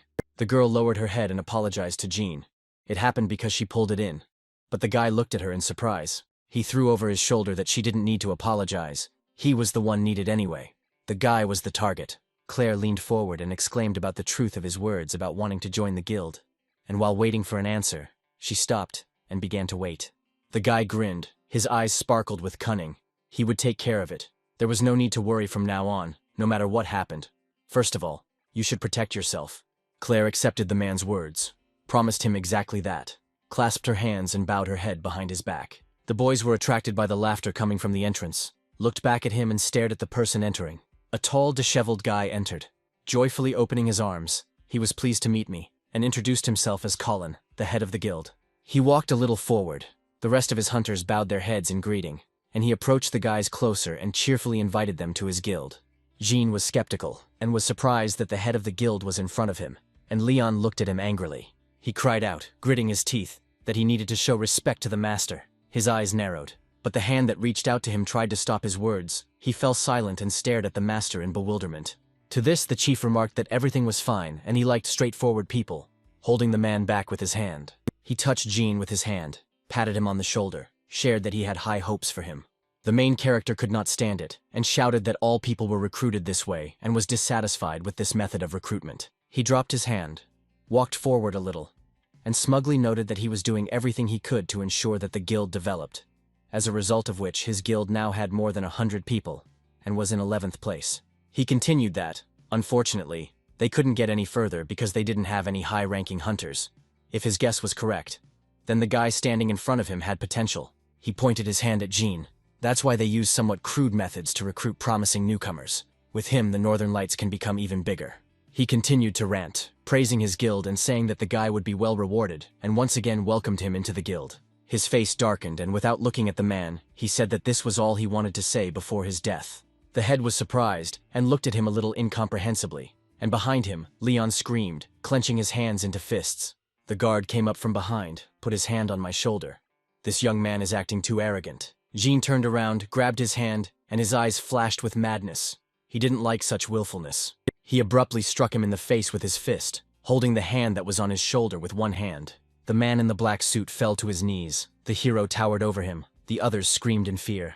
Leon could not stand such impudence, and approached Jean, clenching his fists, and shouted what he was allowing himself to do. He started talking about how the guild, which ranks 11th in the country, resorts to forced recruitment of people. He said this, pointing his finger at the head. It was wrong, not fair to others. Still pointing his finger at the leader, he continued that they were just a gang of thugs posing as hunters. Leon gritted his teeth and spat out an insult, and how dare a newbie behave so brazenly. Using his power, he was about to teach a lesson in good manners. A chain of ice fell to the floor. Jean stared at the ice weapon that was beginning to bind him, his mouth slightly open. Seeing that he had caused harm, he screamed, opening his mouth so that saliva dripped. He would freeze him. Anger seethed. He could not contain it. But the guy deftly dodged the attack. He clenched his fists and seemed to increase in size. His legs repelled the ice. Surprised that the character handled the attack so deftly, Leon screamed, his mouth open in disbelief, and beads of sweat running down his cheek. It was Jean's turn to rush into the attack. Spreading his arms out to the side, clenching his fists, he flew at him with a serious face. The assistant cursed. He was not careful. He tried to call for an ice blast, and his hand glowed blue. Jean got ahead of him, too late, and his fist was already raised in flames over the unfortunate man. Still with the same serious face, his fist fell into Leon's face. An explosion rang out and dust flew to the sides. The chief's assistant screamed in hellish pain. The lenses in his glasses cracked, and blood spurted. The main character towered over the defeated man, who was already lying on the floor. His glasses had slipped off and crumbled into tiny pieces. The leader concluded that despite the fact that hand-to-hand combat was not his main strength, Jean knocked down a high-ranking hunter with one blow. He muttered. Apparently, he was hiding his skills. He gave the order to attack him immediately, pointed his finger at the guy, and immediately the hunters took out their weapons. They surrounded the young man from all sides, and together they all pounced on him, assessing their strength and agility. Jean turned his head, dodging the ball, bending down so that only the sound of the fight could be heard in the large sports hall. He was not the last one left. He struck with his hands, jumped on their backs, held them with his legs, and thus defeated those people who surrounded him. He kicked, jumping into the air, spreading his arms and clenching his fists, his face distorted into a grimace. He sat down, touched the floor with his hand, and looked around, where the men were defeated, holding onto the parts of their bodies that hurt. The head of the guild pounced on the boy from behind, pulling out his dagger and gritting his teeth. The character was able to notice it and dodge it. The dagger slid with a burning fire and hit an empty space. He jumped away from him and looked at the man, who raised his sword to his lips, thinking about how to disarm him.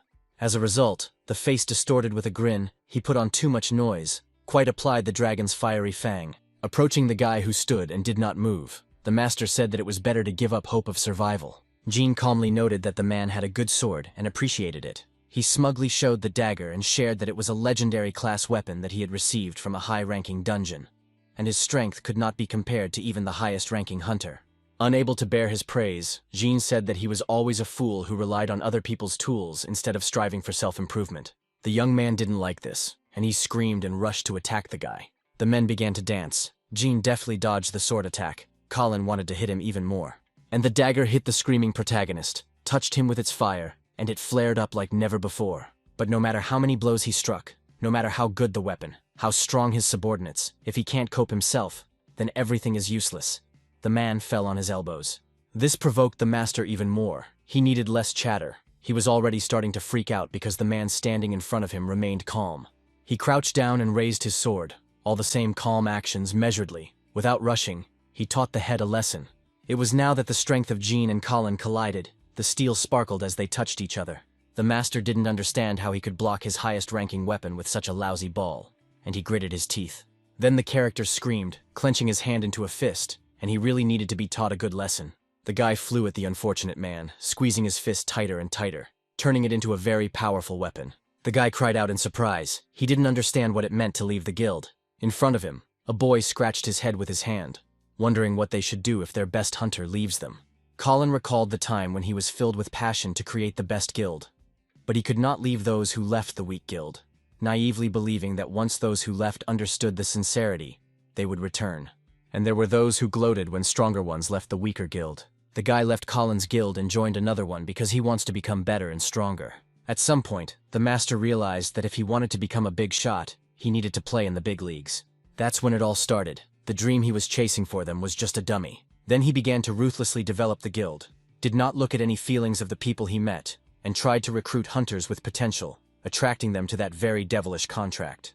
Those who refused waved their hands and left, looking back at the head's assistants. He forced people to pay a very high price, and before he knew it, his once nameless guild had become the 11th ranked guild in the country. Now he was coming to his senses. Paul was looking at him with his dispassionate eyes. He asked fearfully who was standing in front of him, beads of sweat running down his face. The man introduced himself as Paul, the master of the Sonor Guild, and Colin, who was on the floor, cried out in surprise. Beads of sweat trickled down his face, wrinkles cut across his face. He did not understand why a representative of this guild was present here. Jean was also sitting on the floor, and behind him sat the hunters, the former male guards, with their heads bowed. He assumed that Jean was under the wing of the guild, and gritted his teeth from this unpleasant annoyance. The boy was outraged by this conclusion, jumped up and hit him in the face with his hand. The blow landed on his cheek. He continued to say that if he continued to talk nonsense, nothing good would happen to him, and he towered over him. Paul tried to explain that he seemed to have misunderstood, and Colin looked at him as if seeking support. The man explained that Hunter Jean was not a member of their guild, remaining serious until the very end of the conversation. I looked carefully, but still didn't understand why this man was here. His eyes turned into slits. He is his debtor, so he came to help. Jean scratched his head in surprise. For him this also came as a complete surprise. Still lost in his thoughts, a boy turned to him. Colin stared at him with a question, frightened. Jana wanted to know the reason why the guys from the 11th rank guild acted like this, went so far. He admitted, hanging his head, that he simply wanted to create the best guild. People who strive to be the best and cheat never heard of this. That's why Jean looked surprised. Unable to bear the accusation, the leader shouted, knowing full well that this was wrong. But thanks to this method, they reached the 11th rank. Jean continued to press him and say that he had received the kind of guild that he dreamed, clenched his fists. The man began to understand little by little. He bowed his head, clenched his teeth. He didn't know what to answer to this question. A wrinkle ate away at his forehead, and his eyes were lowered. The realization of irreparability clouded him. He admitted that he didn't know what to do in the current system.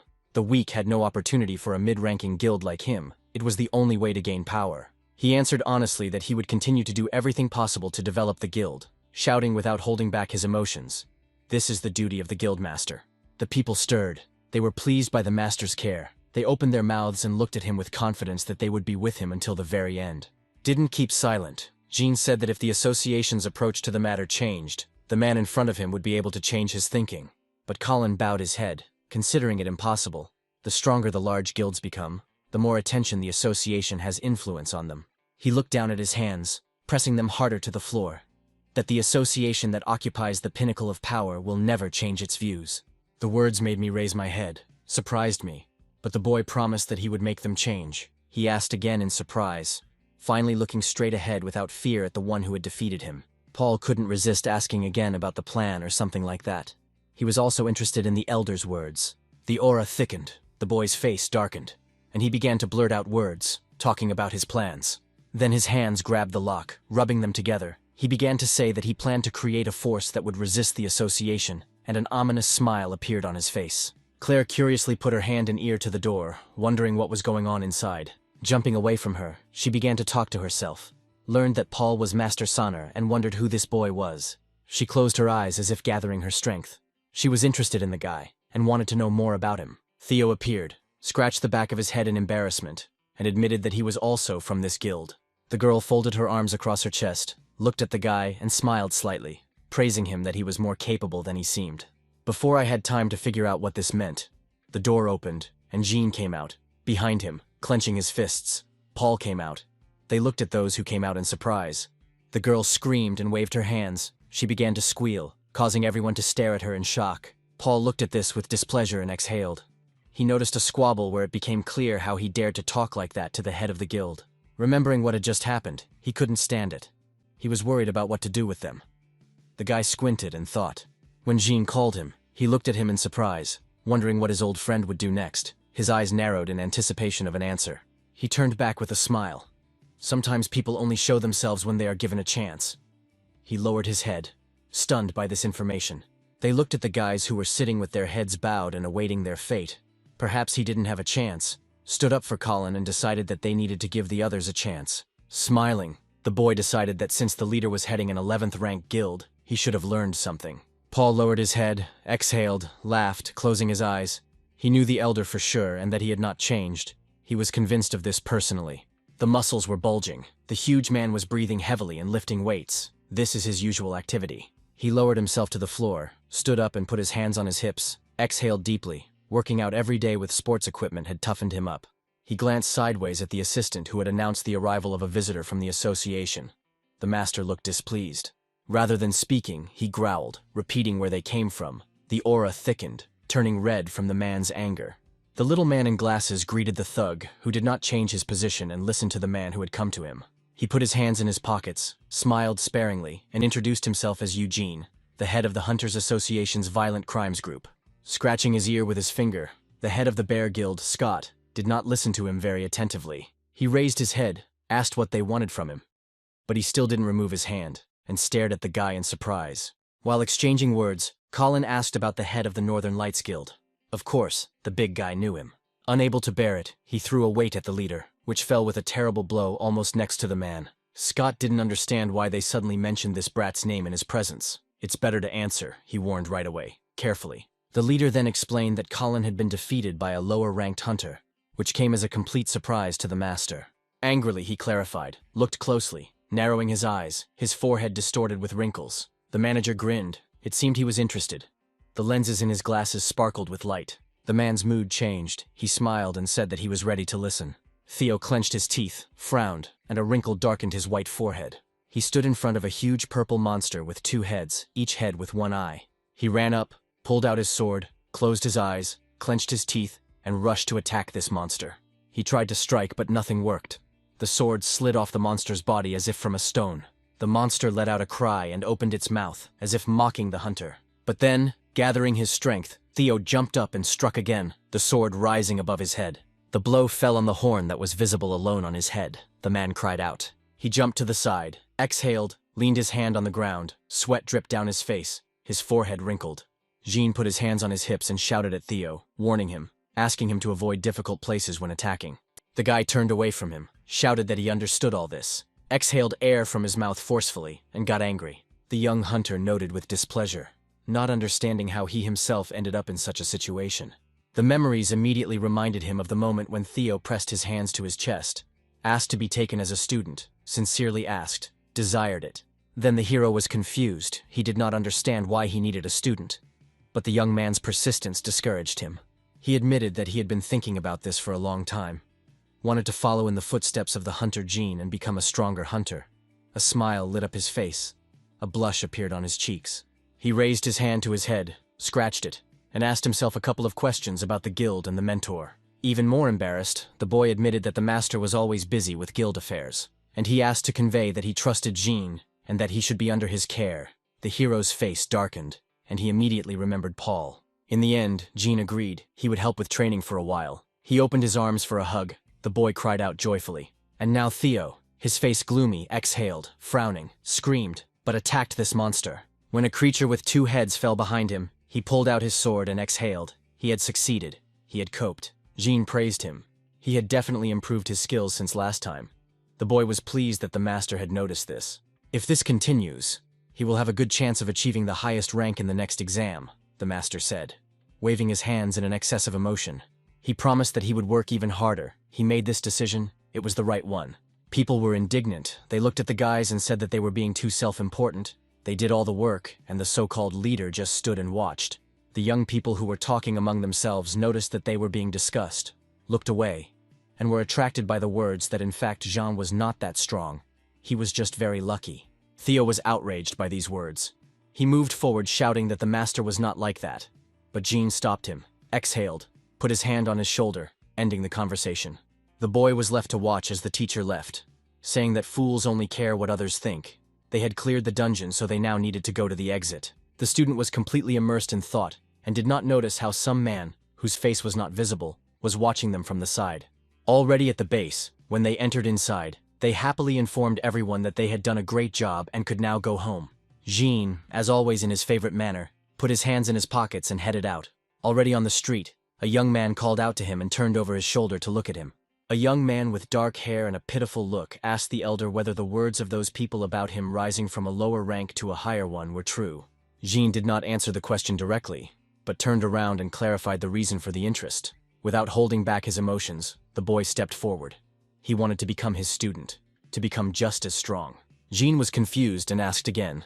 Theo appeared and also showed curiosity about what was going on here. The main character was indignant. Who does he think he is and wants him to take him as his student? The guy was confused and began to stutter. He could not pronounce the words. Then he waved his hand at him and said that if he had nothing to say, let him go look for someone else. The boy scratched his head and lowered his eyes to the floor. Without leaving, the character asked if he really wanted to become his student. Why did he give up so easily? He was curious and interested in what this young man was like. The boy bleated in a plaintive voice that he understood why he didn't want to take a person like him as an apprentice. Jean got bored during the conversation. He was already tired. He apologized again. The boy did not know how to attract attention so that he would notice the potential in him. Then Theo intervened. He asked to be accepted as a student, to be given the opportunity to become stronger and better. The clouds were gathering behind the boy. Since he came and asked, apparently there was something behind it. And Theo admitted that it would be better for him to have a partner for training. Jean looked at him. He said that learning depends not only on the teacher, but also on the student's attitude, and shouted that he cannot teach someone who has no desire or motivation. The young man, who had been silent until then, shouted that he had motivation, put his hand to his chest, and could not contain his emotions. Jean thought for a long time. The aura grew darker, became darker, showing its strength, building up. Theo couldn't resist asking him about it too. Looked over his shoulder at his student, listened to him. He didn't understand the reason why he wanted to help him so much. In principle, it didn't matter. But he didn't see any motivation in the boy. So his defense against Theo was extremely curious. The student suddenly straightened up, put his hand to his chest, kicked his foot and fell silent, closing his eyes. Finally, he shouted loudly that he who gives a chance to those who seek returned the words of the elder. This is the spirit of his guild. These words, the head repeats every time. He folded his hands in a prayerful gesture. His face lit up with a smile. He began to ask Jean, who gritted his teeth, already making a decision in favor of the assistant. He turned to the boy, who had been standing and listening silently until then, and allowed him to join the next raid. He was delighted. A smile appeared, and he cried out that he would try to do everything possible and impossible. A smile touched his lips. His face changed. Then the boy introduced himself. His name was Leon. Coming closer, Jean introduced himself, also asked that they try together, joyfully clenched his fist and shouted out agreement. Theo also did not stand aside, introduced himself and said that since they would be training together, they could talk to him freely. The boy bowed down, no longer straining, already smiling joyfully. He was sincerely glad to meet everyone. Jean exhaled and heard Theo asking to be called Big Brother. A few days after all this, Jean opened his mouth in surprise. A drop of sweat rolled down his cheek and stared at something to the side. The boy turned his pitiful face towards him and exhaled. His whole posture, his whole facial expression showed weakness. Tears were already shining in his eyes. The youth stood in front of a monster that was several times taller than him, sharp horns and sharp fangs in its mouth. The guy did not notice this. He turned his head and looked at his teacher. Jean intercepted him in time and pushed him to the side, and the fists of the angry creature fell on the place where the boy stood. He sat down to the side. Knives were lying nearby. He thanked, turned his head. The hunter's back trembled with anger, his teeth gritted. Jumping up, pointing his finger at him, he shouted that he was out of his mind. His anger was seething and looking for a way out. The boy could not cope with an easy task for the umpteenth time. He only just exhaled an apology. His face darkened. He really didn't want to do any of this and regretted that he was such a weakling.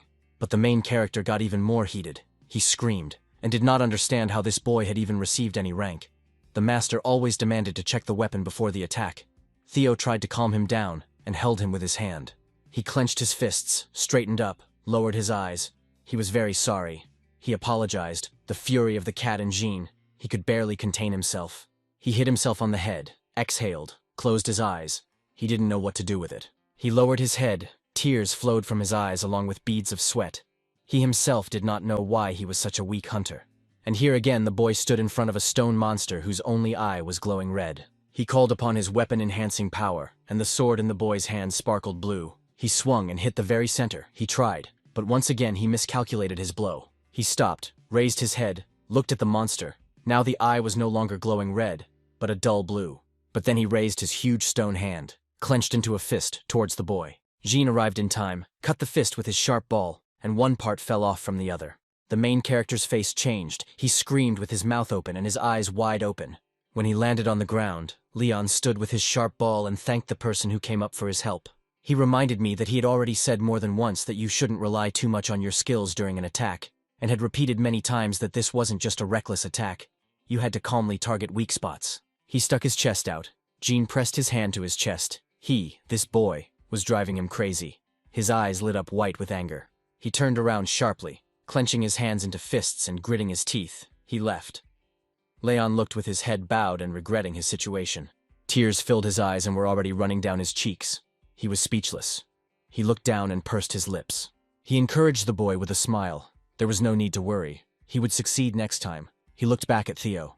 Then he turned around abruptly and was about to leave. He needed to cool down a bit alone, Leon said quietly. Theo tried to call him, but the boy was already resolutely walking towards him. The man looked after him, closed his eyes and exhaled. He felt very sorry for the boy, but he couldn't help with anything. The hand, clenched into a fist, suddenly fell on the stone, causing a cracking sound. Leon cursed, touched his fist with his forehead, and a bead of sweat ran down his cheek. He whispered into the stone wall how much longer he had to endure this attitude. He pressed himself against the wall with anger, his back tense, and then he decided to leave. But he corrected himself, burying his face even more deeply, pressing himself against the hand. He stopped himself, asking, persuading himself to be patient a little longer. Gritting his teeth until they hurt, his eyes filled as if with sand. He couldn't give up so easily. The boy was shouted at. The people were about to leave. He looked over his shoulder and now he will go with them too. And then he ran towards them, picking up speed, as if all this had just happened to someone else. He leaned back in his chair and exhaled exhaustedly. This was too tiring, hard work for no clear reason. Paul propped his cheek up with his hand. He didn't understand either. He closed his eyes. He was tired of all this. He asked, without removing his hand from his face, "What makes people come to their guild?" Jean exhaled. Where else could an old man go without connections? One part of his friends was on the threshold of death. The other had long since crossed the line. If the guy is going to keep coming here, then he should join them. With his arms outstretched, he wants to feel free, which won't happen if the hero joins the organization. I noticed with displeasure that the association was causing concern, because it remained calm even after the incident with the Northern Lights. His face darkened. He folded his hands under his chin. Paul said that there were rumors about his special position. A smile appeared on Jean's lips, because it was really the man who started it. They were close, that was true. But the man interrupted. They were not close in the same way. The character looked at him in surprise, still not understanding. He shared that there is a rumor that the guy is the main one's lover. He jumped up from his chair, shouted, throwing his arms out to the side. Who could spread such absurd rumors? The members of Paul's guild are very unhappy with the fact that the leader cares more about outsiders, which is the reason for the appearance of absurd rumors. He sat back down, gave the man an ultimatum. Either he doesn't visit them or he joins in, and chuckled. He came to the disappointing conclusion that old people were not welcome here. Paul got angry and tried to justify himself, which had nothing to do with his age. He got up and headed for the exit. Everything was clear to him. Absolutely everything. The guy put his hands in his pockets. He won't be coming here for a while, but now it's time for him to go. Paul called out. Jean looked at him without turning around, expectantly. He raised his hand and said that the Bear Guild was digging into his past. He turned around and asked about this guild, like those idiots from the north. The man became curious. Paul told me about this guild, that they occupy 10th place. But unlike everyone else, the leader has such a bad reputation that they never know what he will do. Jean chuckled. He said several times that there was no need to worry about him, because he was a great hunter. He turned to the door, waved his hand and said goodbye to Paul. He was now setting sail. He exhaled as he watched the elder leave, he remembered, but was still worried. Jean looked around the place with concern and asked if there was anyone there. Pa confirmed, standing around the man and listening attentively to their teacher. Theo asked why he had called them here so urgently, and even suggested the appearance of a dangerous dungeon. Leon bowed his head, tears were in his eyes again, and he pursed his lips sadly. Jean was glad that this was not a training session. The boys looked at each other, a little scared, wondering what the teacher had prepared for them. He replied that today he thought they could do some team-building exercises, and he lowered his head sadly. His gaze grew heavy when he heard that there was nothing special. They would just spend time together to strengthen the spirit of camaraderie. He was clearly unhappy with this idea. Jean said with a smile that today he would like to take advantage of this opportunity to establish some internal connections. Even though he took them all as students, he knows little about them. Sometimes a break helps to unite. Theo scratched his face. Leon lowered his hands down and clenched his fists. Then he scratched his head. The guy asked what exactly they would do today. Jean nodded his head. He hadn't thought about it yet. But he'll think of something and take a look, that's for sure. I asked them what young people do now when they want to relax. The guys looked at each other thoughtfully and stared at each other. Theo said thoughtfully that he usually plays or goes to the mountains, closing his eyes. Jean laughed and touched his chin with his hand. Young people still have fun like that. Leon extended his hand, complimented his partner's unusual hobby, but he was getting bored with it. Jean got angry, screamed that something was wrong with the game, attacked Leon. This was too deep a game. Apologized in fear, confused by such pressure. Having calmed down, he folded his arms across his chest and moved away a little. I asked him what he was doing. The boy became confused and began to stutter. He couldn't find what to answer. Tears glistened in his eyes again. He began to speak, stuttering, but never finished his speech. Jean sat down on the soft sofa with a book in his hands. He felt very comfortable and cozy. Leon brought them to the bookstore. This is how he usually spends his time, and he scratched his head awkwardly. The three of them sat on soft sofas, each holding a book in their hands. Jean chuckled, buried his face in the book, and looked at Leon with longing, as if he wanted to say something but couldn't. The guy looked at him for a long time and intently, his lips pressed together and his eyes sad. He was hiding too much about himself. The young man cringed at the question, asked Leon why he became a hunter, leaned forward. The guy didn't even know what to answer. The boy had liked comics since he was a child, and a smile touched his always pursed lips. So when the hunters first appeared, he was delighted the hunters were from the words of heroes from comics. The boy admitted, looking down, that he too decided to become a hunter, because one day, he wanted to live as cool as the heroes. Jean repeated the boy's words about the heroes. Looking at the book, the boy raised his head, scratched the back of his head, and smiled too childishly. But when Jean denied it, his attentive gaze stopped on the teacher. He did not expect that he would support him in these dreams. He smiled, sincerely not understanding what was wrong with a guy who carried such a romantic dream in his heart. It seemed to him that this was a truly wonderful dream. Leon blossomed. The fear disappeared from his eyes and he looked at him with admiration without taking his eyes off him. Claire watched Jean read. She exhaled, awkwardly moving closer. Carefully clenching her hand into a fist, she called him by name and the boy looked back. The girl, darker than a cloud, buried her face in a book, hiding her face from everyone. She put the comic away, let out a long sigh, not understanding what she was doing now. She stopped herself, because the guy is not that handsome. But her thoughts constantly returned to him, and she blushed sharply.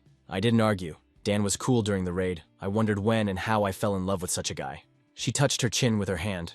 The guy gave off a feeling of nostalgia, reminding me of my grandfather from my childhood. Jenny said that she was going to the toilet, got up, but her thoughts still returned to the one who stole the girl's heart. She admitted to herself that she missed him very much. Her face was burning with heat. Walking a little forward, she saw the one who was currently occupying the girl's thoughts. She didn't believe what she saw, but it was indeed Jean. Jean chuckled, glanced sideways at the one who called him, and was no less surprised. A couple of minutes were enough to understand that he saw a familiar person. Jean extended his hand in greeting, considering it a coincidence that he met her here and called the girl by name. She was surprised and blushed a little. opened her eyes wide but showed curiosity and asked what he was doing there. Jean answered, not hiding that he was here to get closer to his friends. The girl looked at the guys. Leon blushed, but asked the teacher about the relationship with this beautiful ice.